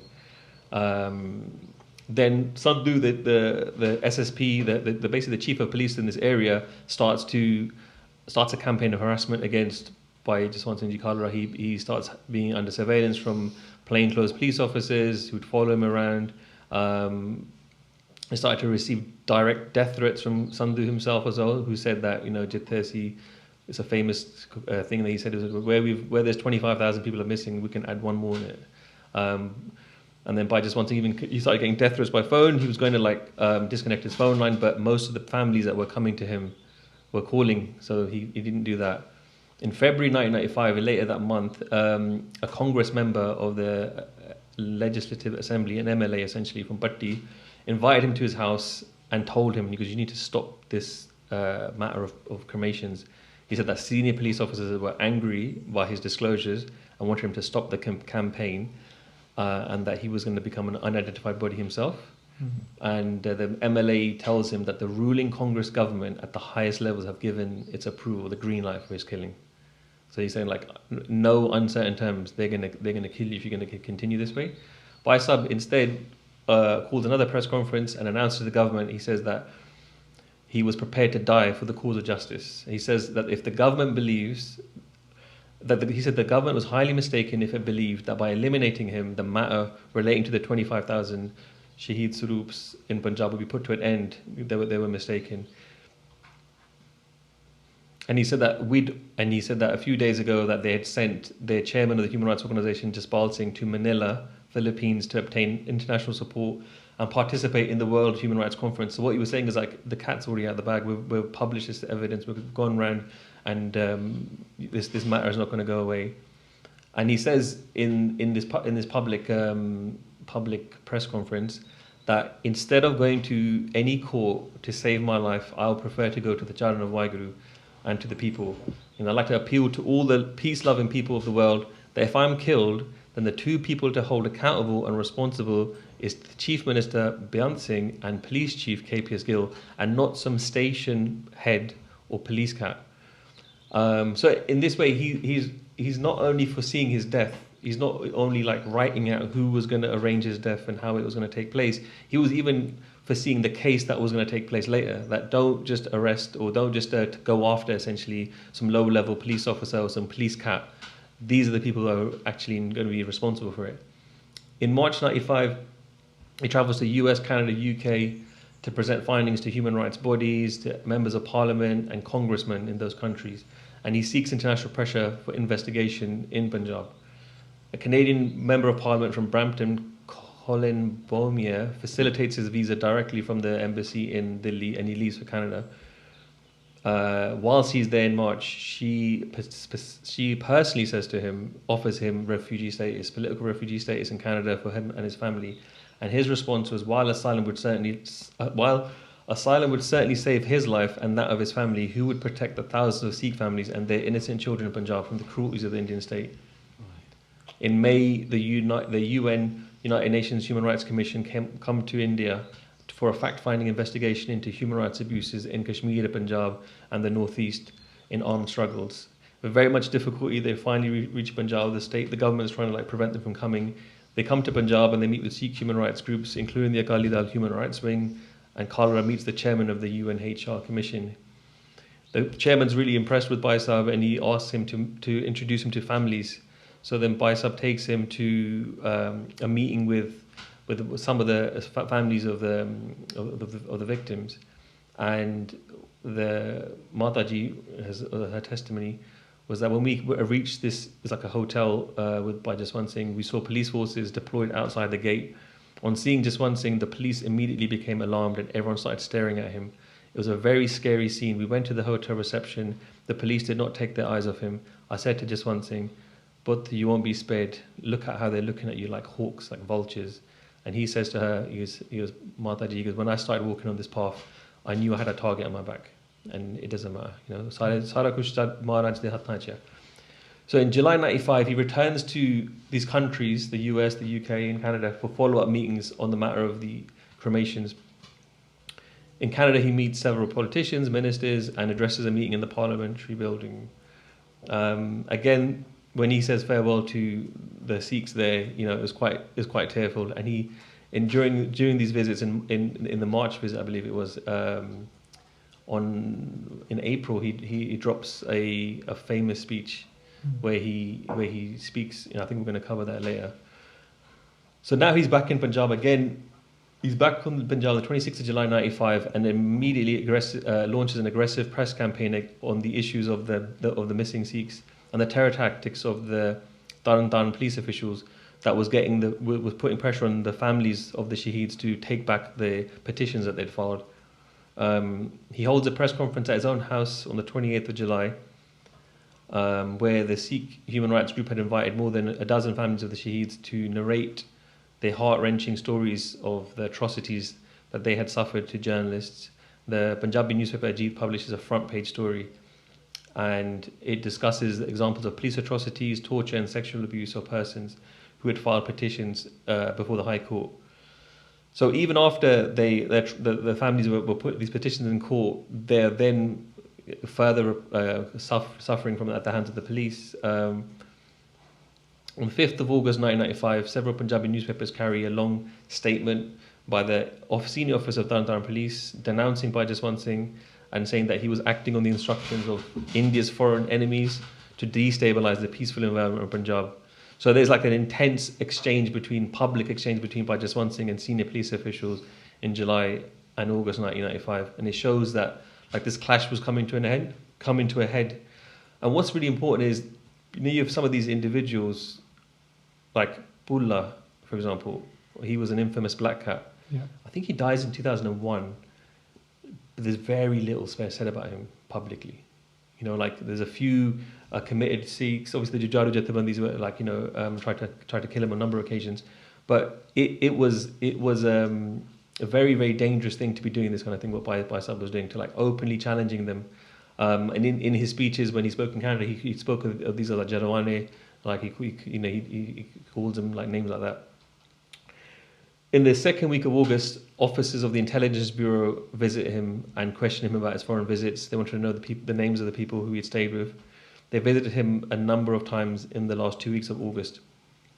Now, this shows obviously that the Intelligence Bureau is the intelligence organization agency of India. So it shows that obviously that the central government was getting involved more directly. Seeing the danger to his life, in August, some of his colleagues convinced him to agree to inform the High Court about the risk to his life, the threats. Advocate Navkaran Singh prepared a petition, and one day Bhai Jaswant Singh even travelled to Chandigarh from Amritsar for this purpose. But when he gets to the spot, he refused to submit the petition. And he says to his associates, he goes, "My heart and mind does not support asking any court of the despotic Indian state to protect my life." And he could not use his hands to write to the court asking them to save his life. And then he returns to Amritsar. On the 31st of August, Chief Minister Beant Singh and 17 members of his commando force were killed when a powerful bomb was exploded near his car outside his office.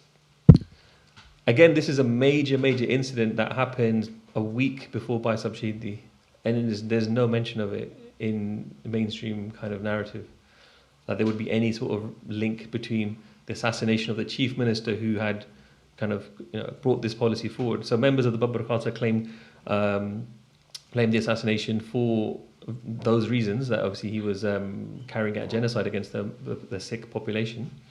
And speculation was rife that the chief minister's assassination was a result of the conspiracy that had its roots in the political anger against his record of human rights abuses. And Beant Singh had been a close ally of KPS Gill, giving him a free rein to commit as many crimes against humanity as he needed to curb the movement. And now the police, who obviously have a vendetta against Bhai Jaswant Singh anyway, they're a bit afraid that his work is maybe somehow contribute to the assassination of Beant Singh. The movement at this point wasn't at that point where it's like assassinating chief ministers, and suddenly from like the last throws almost during this phase, this is one of the largest kind of hits that take place.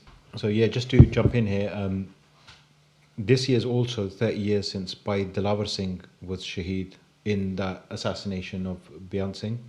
Yeah, a lot of the times, what we've seen up until this point, Bhai Jaswant Singh Khalra and Bhai Dilawar Singh are never mentioned in the same kind of vein. Same breath, yeah. Yeah, and one is seen as a peaceful activist, Bhai Jaswant Singh Khalra, and Bhai Dilawar Singh is seen as a violent activist, a militant.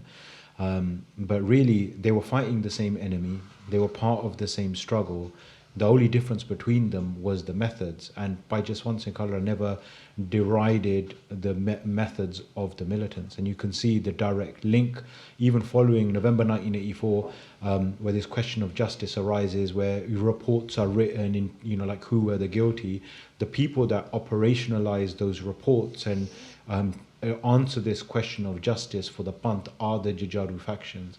So Bhai Dilawar Singh and his other Sati Sikh police officers were those police officers whose consciousness was awake, that they saw the atrocities that were being committed, that understood how the state structure was working, how individuals like Beant Singh directly protected police officers through the chain of command that were committing mass atrocities.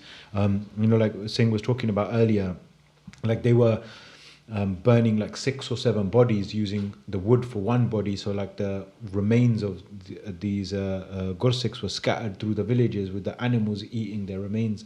Like imagine the level of depravity that that has to occur for that to become a norm. and the tens of thousands of Sikhs that are being disappeared and cremated in this way. So the Kharku is taking action, and the human rights violations are not separate phenomena at all. Even Bhai Jaswant Singh Khalra talks about how human rights violations occur as a result of a political struggle, that the two cannot be separated. So I think where we honour Bhai Jaswant Singh Khalra, there we shouldn't be afraid to honour Bhai Dilawar Singh. And it got me thinking, we were talking about this a few days ago, about how we have schools named after Bhai Jaswant Singh Khalra. Would we ever see a school named after Bhai Dilawar Singh? And why there is such a difference, and why one has become an acceptable figure that we can market to Gore essentially, and say, look, these are the atrocities that happened, and then we want justice for them. But figures like Bhai Dilawar Singh, yes, 100% they are celebrated by the panth. Bhai Dilawar Singh's photo is up in the Shaheedi Yadgar Museum in Darbar Sahib. Akal Takht has given them Sanman as a hero of the panth and a panthak Shaheed. But we don't present these figures in the same light, even with Sant Jarnail Singh, right? Not even in the same light, not even in the same context. Not even in the same context. How can you not mention Bhai Dilawar Singh Shaheedi a week before Bhai Jaswant Singh Shaheedi, when Beant Singh is seen as the architect of that human rights scandal?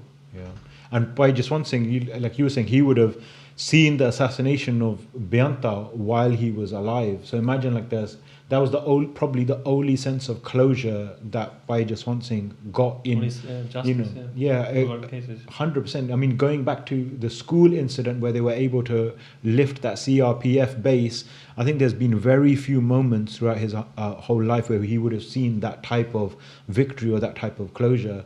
But that, again, apart from the assassination of police officers, he would have investigated all of these crimes, and it was only when the Jujarus were taking action that he saw, he could put that file away, as in justice has been served. So he would have seen that throughout his life. Yeah, and in Bhai Jaswant Singh Khalra's famous speech where he says that all of the darkness can't extinguish the flame of even one small diva. It's really beautifully poetic, but it also kind of sets the bar really low for us. Like, maybe sees individuals like us as the one small diva, but individuals like Bhai Dilawar Singh, etc., Suraj di roshni sagi, they exploded with the ferocity of the sun. I mean, in Bhai Dilawar Singh's case, quite literally, in the high security Chandigarh police secretariat, where somebody like Beanta, who was cunning and enough to change his car multiple times and have quite 19 cars, they were all the same, so you didn't know which one he was in. Yeah, he had and really that's the other thing as well. Protocols. The reason why Bhai Jaswant Singh's work was so devastating and so damaging to the state was because it was uncovering the mechanism, but also the depravity, the violence wasn't against Jujaru Singhs, it was against grandfathers and Babbe and Matawa, and those are the kind of things that were having a direct effect when the police officers themselves assassinated Beant Singh. Bhai Dilawar Singh was a police officer, Rajawana was a police officer. So that's the thing. They're always afraid of that truth. They always want to keep they want to keep the truth hidden, because that's what that gives rise to. When people realize, who really is the Kharku, and who's really is the terrorist, and who really is the liberator, the freedom fighter, they react in that way. They awaken their conscious. Even in Khalra's own case, even though it didn't lead to any sort of justice, it was the police officers involved in his abduction who came forward and testified against KPS Gill and Ajit Sandhu. So in the same manner, that's why that's why any sort of prachar and the sangarsh is treated that way, because when people learn the truth about what the Surma were really doing, what they were really like, they walked on the same path. Yeah, and it also, it gives faces as well. It gives targets to the Jujarus, like we see in November, because otherwise the state's machinery becomes faceless, right? You got who is the bureaucrat in Delhi who's organizing and approving funds. Well, we know in this case it was Manmohan Singh, who's celebrated as a Sikh prime minister by some of our, uneducated Sikhs that, consider themselves to be very educated and look up to someone like Manmohan Singh. He was in the United Nations saying that, there is no terrorism, everything is peaceful and it's all happening, above board. And he was the one who was the finance minister at the time, approving the funds that were then given to police officers. And then, there's photos of him with Beant Singh when he was in his position as the finance minister.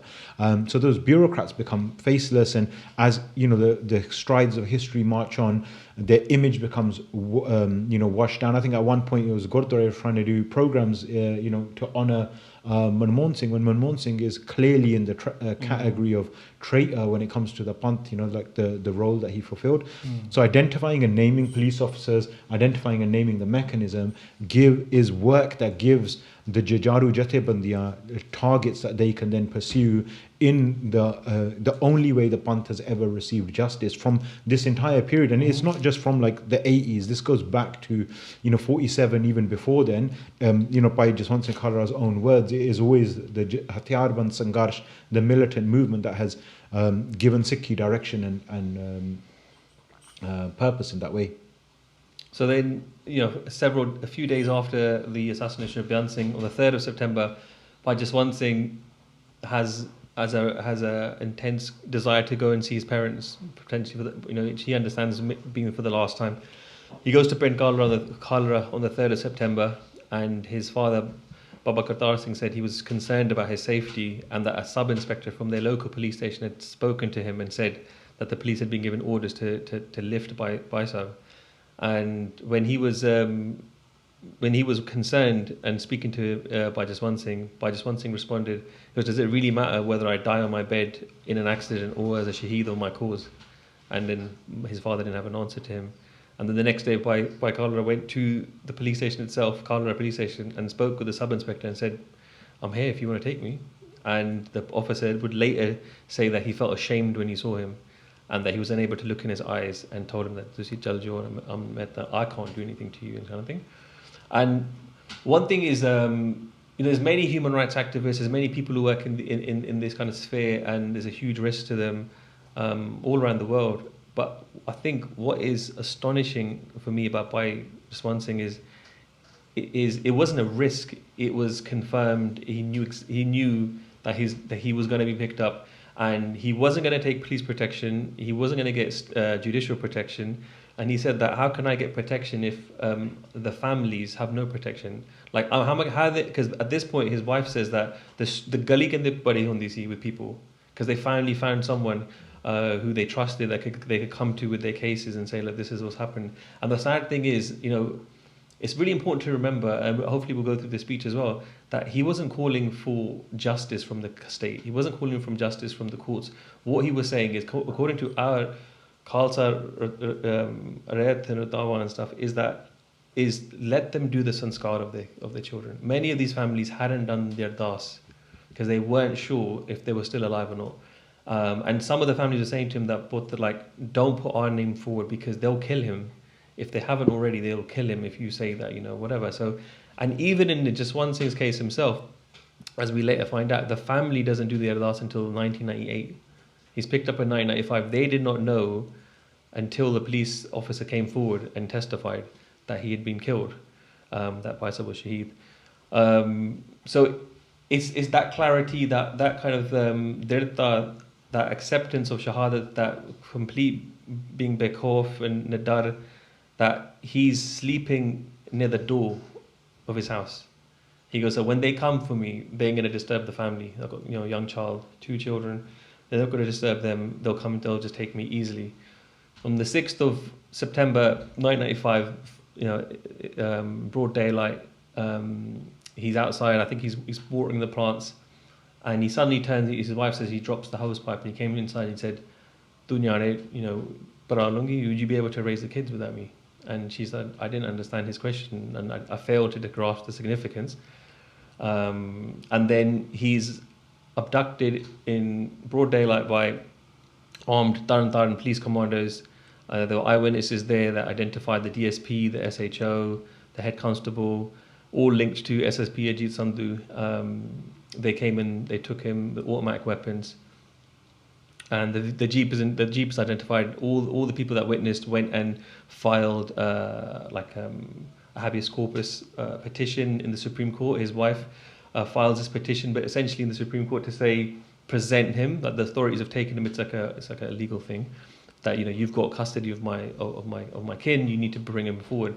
So the Supreme Court issues this order to the state government to present Bhai Jaswant Singh Khalra, and they say that they don't have him, they have no knowledge of him, and like I said, the family didn't know until many years later, and one of the officers called Deep Singh, who waited until Ajit Sandhu died.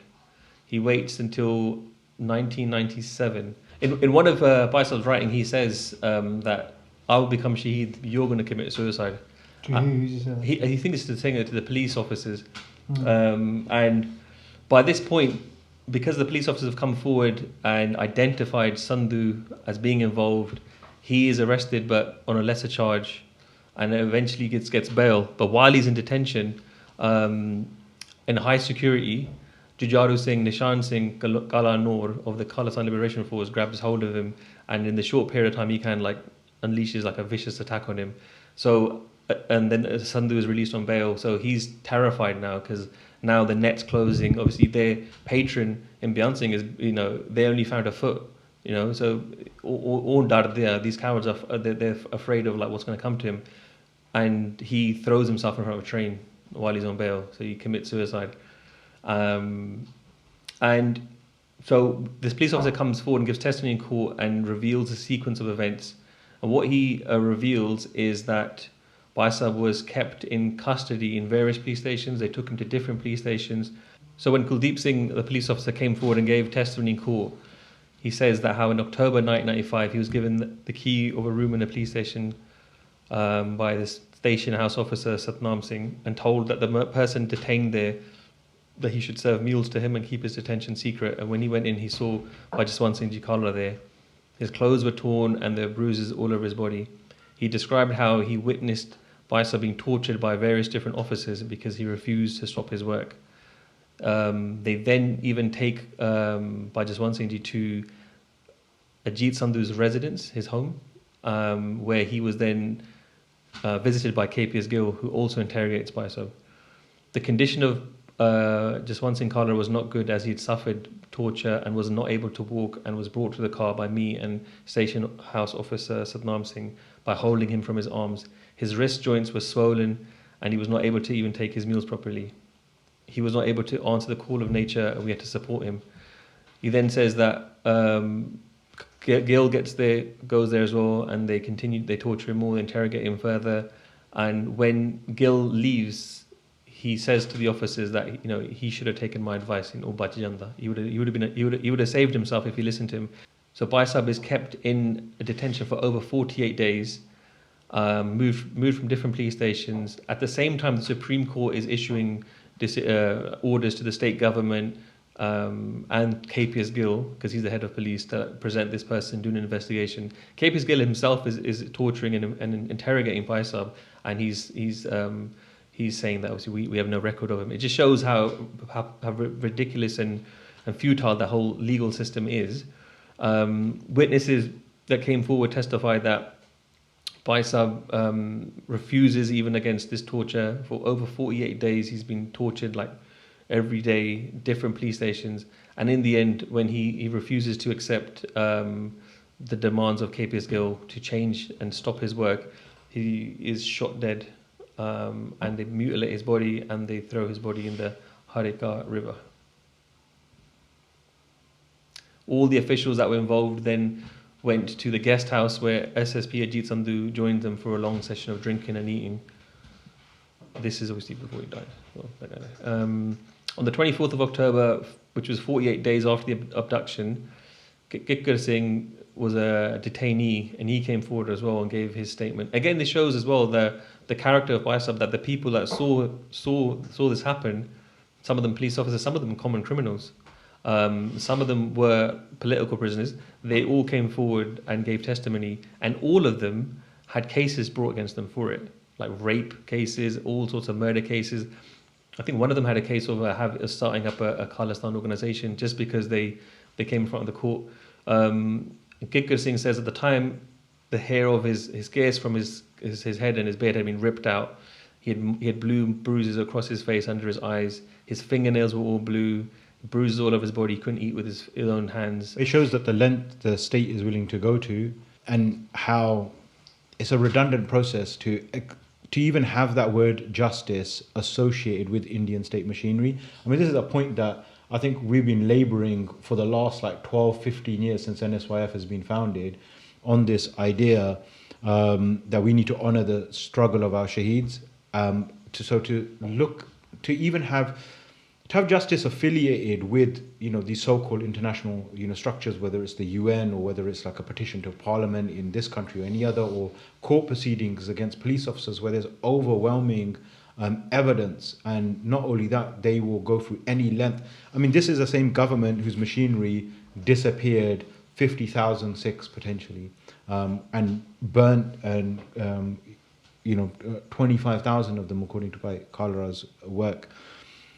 So to expect that machinery to process is just, I think it's a futile effort, and nowhere is it more clear in Bhai Jaswant Singh Khalra's case. I mean, to paint 30 years this year. To paint the picture, there was a huge campaign. Obviously, he'd worked with these all international human rights organisations, and they would have been sending telegrams and appeals to KPS Gill and Chief Minister is gone at this point, but the incumbent Chief Minister, Jarnail, to say, there's a Sikh missing and we believe he's been abducted, and can you kind of help investigate this and stuff? And can you imagine KPS Gill on the way back from torturing by just wanting us another telegram from the Amnesty? That's nice. Or the Supreme Court has asked us to do this, but in the same time, it's all part of that same system. He wasn't acting outside of the law. He was fully protected by the law to do this. This was his orders. He knew that he'd have no that he would be rewarded. And individuals like Ajit Sandhu and KPS Gill were given the Indian presidential award for gallantry for their services. So that's the thing. We can't ever get into this narrow-minded view that this is Punjab and Punjab police officers. This is part of that this wider network of the Indian state machinery. And KPS Gill, one of the chief accused, is sheltered and protected his entire life and given security protection, prevented from the justice of the Karkus. And a senior intelligence bureau officer, Maloy Krishnadar, who had been travelling undercover to the Tarn police district for 12 years, beginning in 1980, he wrote his memoirs, and he writes in tribute to Sandhu after his suicide. Because they were told to shoot first, ask questions later. They were assured by their bosses in Chandigarh and Delhi that they would be taken care of. The unholy war had to be won. Our political leaders, like their imperial masters, have been using the police and the administration for coercion in the name of preserving the unity and integrity of the country. Their adventurism has generated several killing fields in this country. Thousands of innocent youths were silently liquidated as part of a mass control measures. We salute Ajit Sandhu, a martyr to the corrupt system, but exhort the nation to look into the concept of comprehensive accountability. And this is someone who is on that so-called international scene, right? They've come out into these so-called democratic countries like Canada. They've met, politicians here in the UK. They've written letters. This is someone who has a very high profile, someone who's from the ground within Punjab, and they have a high profile, in the diaspora, and wherever there's a diaspora community that's connected with the government, but also a massive, massive profile in India. Yeah. And that goes back to the 80s when journalists in Delhi were looking towards Punjab, and they were saying, look, Khalra is an individual who's connected to the ground. This is somebody that the Supreme Court was involved in, trying to find out where Khalra was. That mechanism was invoked. Onanu lifting them shaream in broad daylight, and with witnesses who named the police officers, and then murdering them is just it just shows it just shows the audacity of that system and that structure, and this whole question of in making the struggle international, or these democratic means, like all the stuff Bhai Khalra has covers in detail in his writing. When he talks about Palestinians, like how 100% of them are in concentration camps in front of the world's eyes. There's no impact or effect on these so-called worldly structures. The only thing that it does is it dilutes and undermines our Qawmi consciousness, our collective struggle. And we can see that in Bhai Khalra's case. When we started with NSYF, we used to labour this point about how India hasn't ratified the Convention Against Torture. We used to talk about it all the time, because at that kind of early point, and even till this day, the atrocities that were committed against the Sikhs are they're really barbaric. They're like it leaves you unsettled for the rest of your life to see the level of violence inflicted upon Amritdhari Gursikhs, right? And so we used to talk about it a lot as evidence of how the Indian system will never work in any kind of way, and Sikhs cannot be protected. I haven't heard Sikhs talk about that point, the Convention Against Torture, for years. Instead, today, it's about transnational repression or, trade deals or extradition. Like, the bar keeps falling and slipping, so we keep asking for less. So we're not asking for, Khalistan and Azadi now. Now we're asking for accountability within the system. Or like, they've killed us, like, give us, some kind of sign or symbol and acknowledge it, or asking other governments that are deeply aligned with India, like the UK, for example, whose relationship goes, back to India from before the 80s, which is an economic relationship where they've been continuously supplying them weapons and protecting them and whitewashing their image on the world stage, asking them, to be involved or think that their involvement will result in any form of accountability. Not even justice, because justice is Khalistan, it's not possible within that. But even accountability. And then we even reduce it, right? We strip everything away and we say Sikh genocide. Like, acknowledge that you committed genocide against us in November, and we talk about the quality of being innocent, which we've spoken about before on previous podcasts, like innocent Sikhs, innocent civilians. That ona devastes accountability de do, like acknowledge that, and even that is denied to us completely.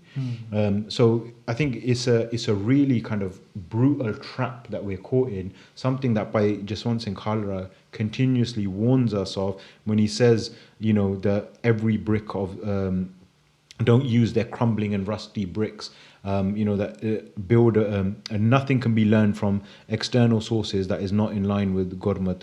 And help won't come out of these people, especially not the cost of our principles. If you look at the two systems, the highest point of our system is Khalistan, and the highest stage of these guys' system, the other system, the worldly system, this so-called secular system, is the United Nations, human rights organizations like Amnesty. And just to further, drill that point home, he was killed after he held a national press conference exposing the security forces. He was killed after he spoke in the Canadian Parliament. He was killed after he spoke with the UN. He was in detention while Amnesty International, all the other human rights organizations were campaigning for his release, find out what happened to him. He was executed in detention while the Supreme Court were trying to hold investigations. The government, on one hand, quote unquote, was holding an investigation of what happened to him, whilst all along they knew who it was because it was them. So it's just this bumblepusa that we're in at the moment.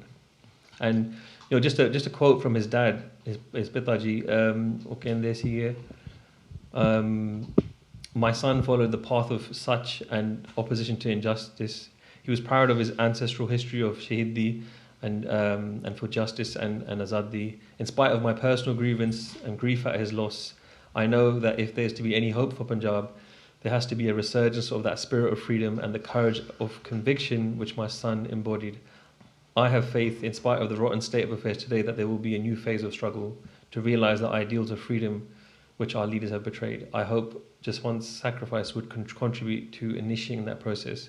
And he said to Ram Narayan Kumar, who was interviewing him for this book, that he believes that it would have been on his mind, the shared history of the panth, of like how standing in front of injustice, it's inconceivable. We could never understand like the levels of depravity that they would have gone to torture him, And the thing is, they lost. They were unable to defeat him. They were unable to every single day that he was in detention, he could have ended that day by saying, "Fine, I'll accept whatever you say. Just let me go."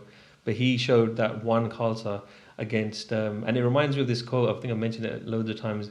The Irish freedom fighters used to say this phrase. They used to say that there's nothing in the arsenal of the entire British Imperial Army that can break the spirit of one Irishman that doesn't want to be broken.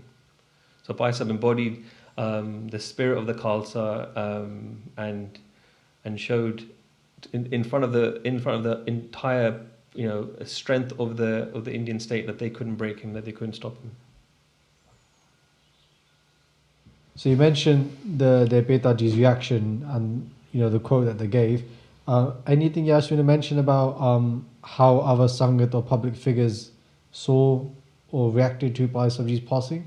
What was the reaction like in India? What was it like in the diaspora? Is there anything documented about that? Because Bhai Sahib, you're saying there's such a big figure, in the whole, across the whole world, but it doesn't seem like much happened. The issue with how Bhai Sahib Shaheedi was reacted upon, you got to understand at that time they didn't know where he was, so they kind of dragged it out, and that's a big part of the process to deny you that morning. Like, why do they have police presence every June following 84 to stop a counterparts happening, policing Borgs? His wife even said, she goes like, even in war, the enemy gives you the body. That's like a recognized kind of right. So that deliberate denial of closure, of even acknowledging that your loved one has been taken by the police and killed is part of that oppression. So it doesn't allow for us, that's why we don't panthically have any real closure beyond Taddiwara, beyond us honouring the Shaheeds in our ardas, and that for us is the completion. And 100% after Bhai Sahib Shahadat, the panth recognises them and honours them till this day as a Qawmi Shaheed. And Bhai Sahib was saying in that famous speech that the greatest gift that the Guru doesn't give Gurgaddi, and the greatest gift the Guru gives is Shaheedi. And he writes that we should learn. He said in that speech that we should learn to fulfill the instructions given by Guru Sahib and do ardas for that. What legal progress has been made in the case of their murder or Shaheedi? How have those that were responsible been held accountable, if that was the case? There were a few low-level police officers that were arrested and charged, and there was later released. But they were charged with lesser charges. But the key thing was that the main senior officers, KPS Gill, he died a few years ago, wasn't even investigated, wasn't even questioned, even though there was police officers who testified to say he was involved. So all the high-ranking police officers completely escaped any sort of kind of legal recourse.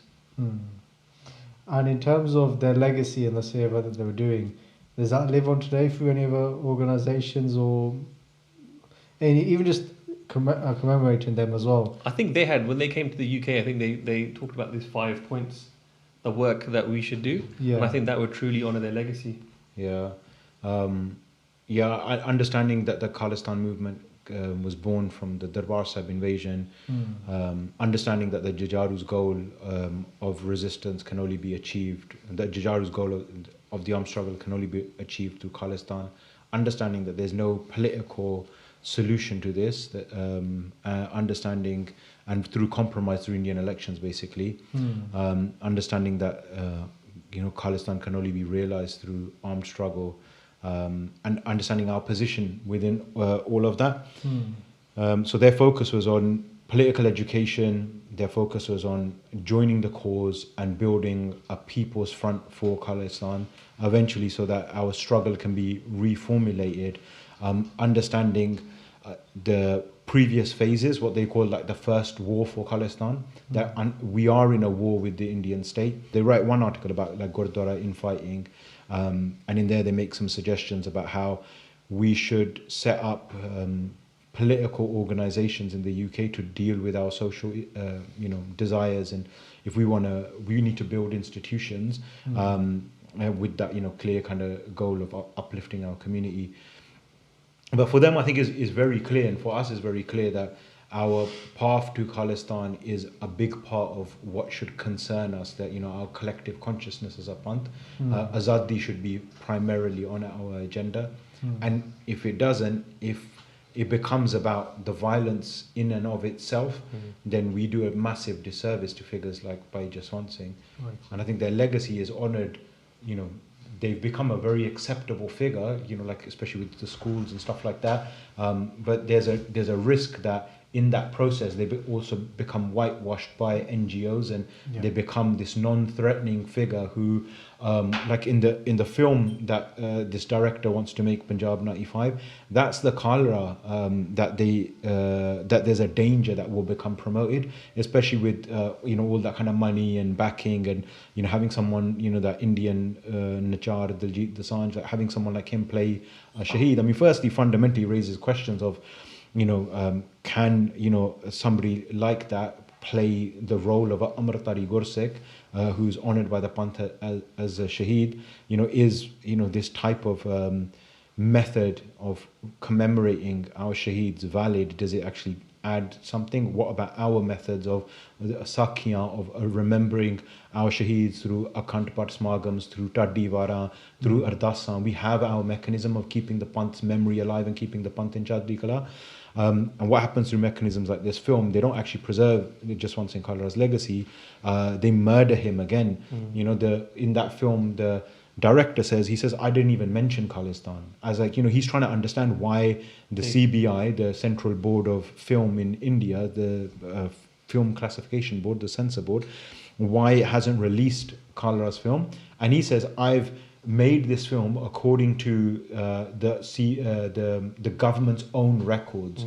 I haven't mentioned Khalistan, and still they demanded like 125, 130 cuts, including not mentioning Punjab, not showing Punjab on any of the police uniforms, not showing any flags, not showing Gurbani, not mentioning Khalra's name, changing the name of the film. And it's like, what at this before point, it was called Kallukara. Yeah, before it's called Kallukara. It's like, at this point, what are you even making as a film? And the other thing is, in terms of, when you were saying that, you know, he's murdered twice.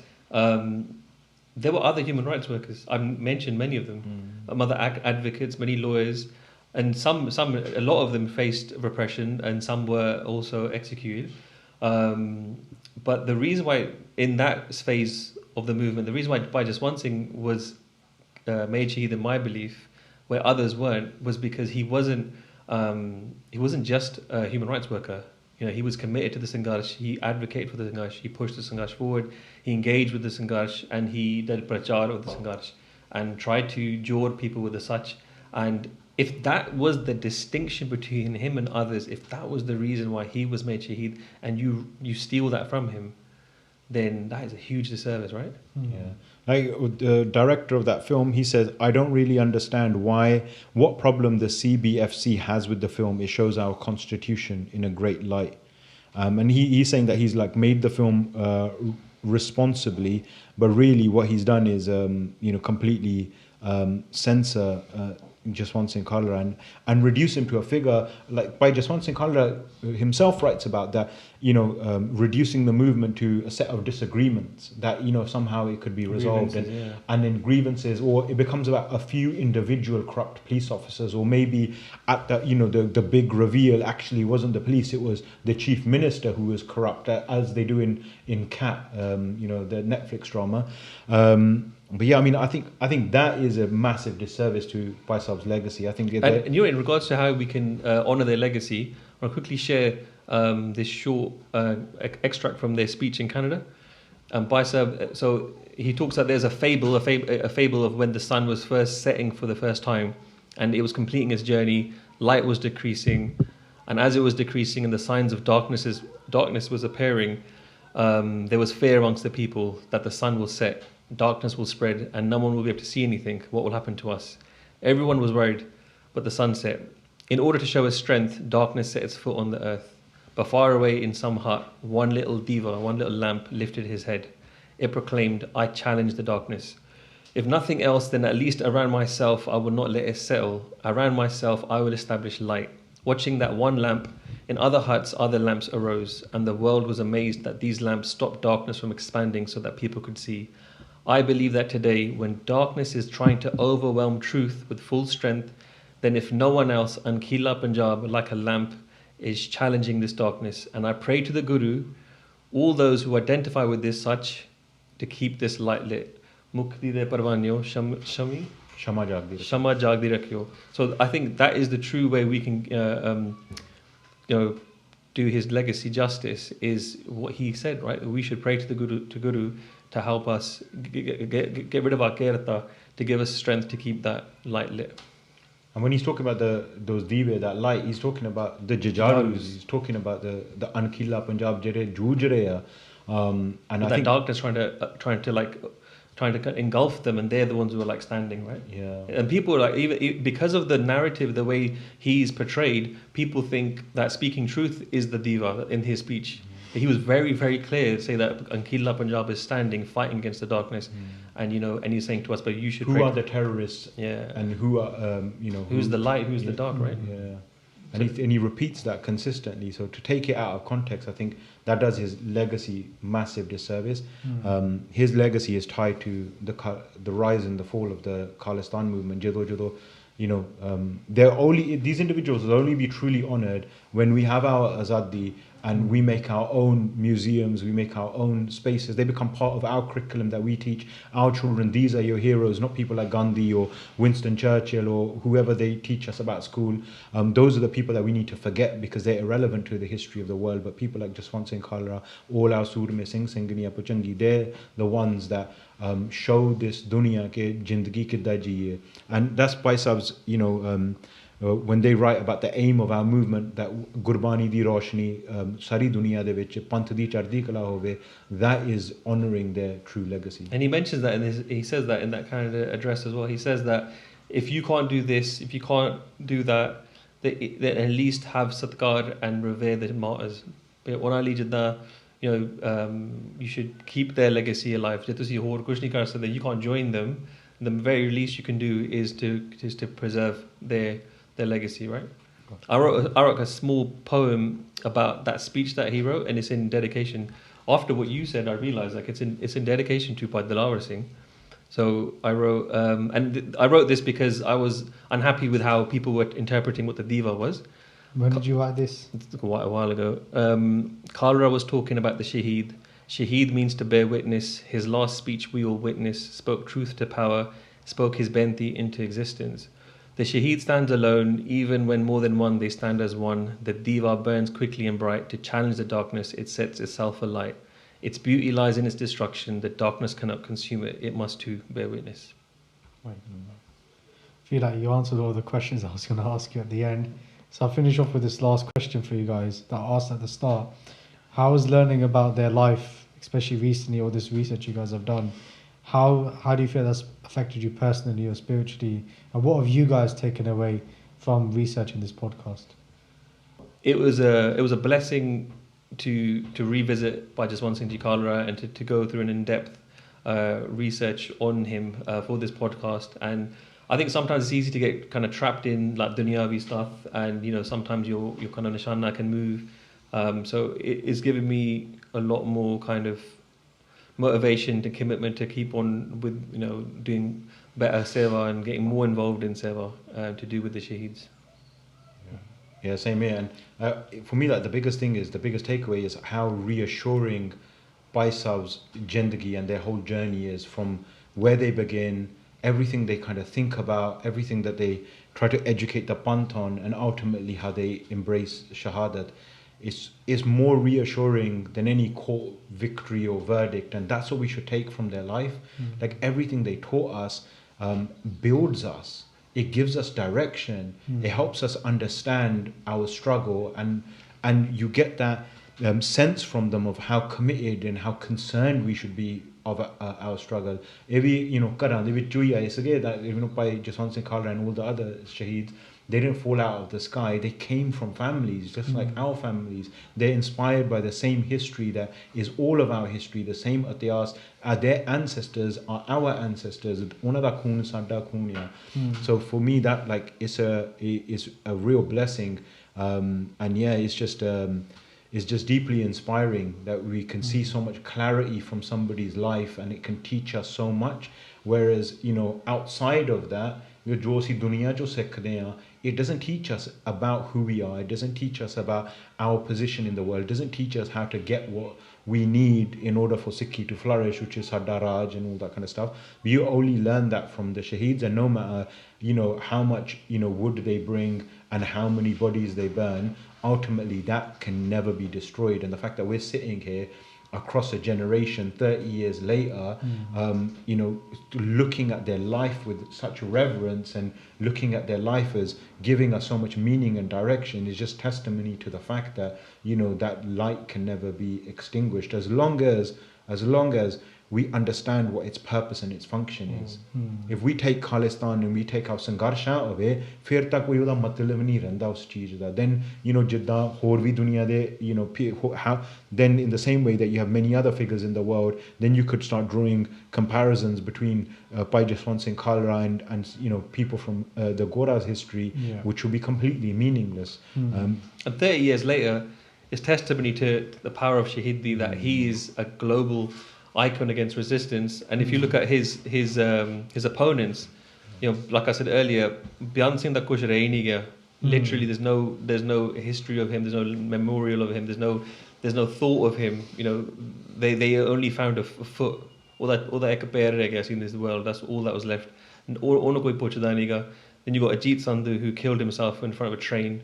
And you got Kapis Galne kutte di maut marya, like outside of Punjab in hiding, in full protection, terrified of his life. And Bhai Jaswant Singh Khalra and the Shaheeds that he told us about, their names will remain until eternity.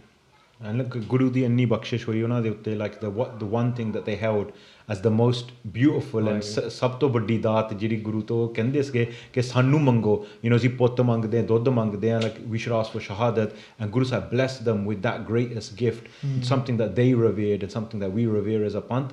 Like, I mean, you can't have asked for a better life than that. Pama dunya kogi, like that's crazy or that's madness, and you know, look how brutal it is and we need justice. Those are dunyavi cheejan. From a Gursikh perspective, like their life is like a massive blessing, and it illuminates the path that we need to follow to reach our manzil of Dharam Daraj. Right, Guru. Thank you so much, guys. You just putting it all into perspective.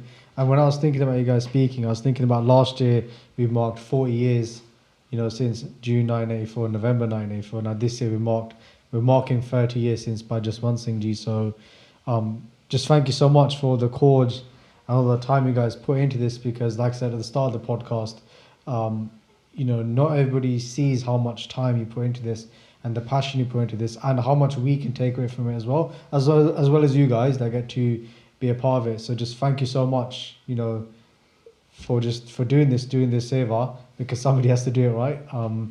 And just to the Sangat as well, please make sure you comment, ask your questions. Let us know what you want us to do next as well, what you want us to cover next in the next podcast. We still got to do the reaction to the speeches or the speech of Bhai Jaswant Singh Ji as well. So I hope we can do that.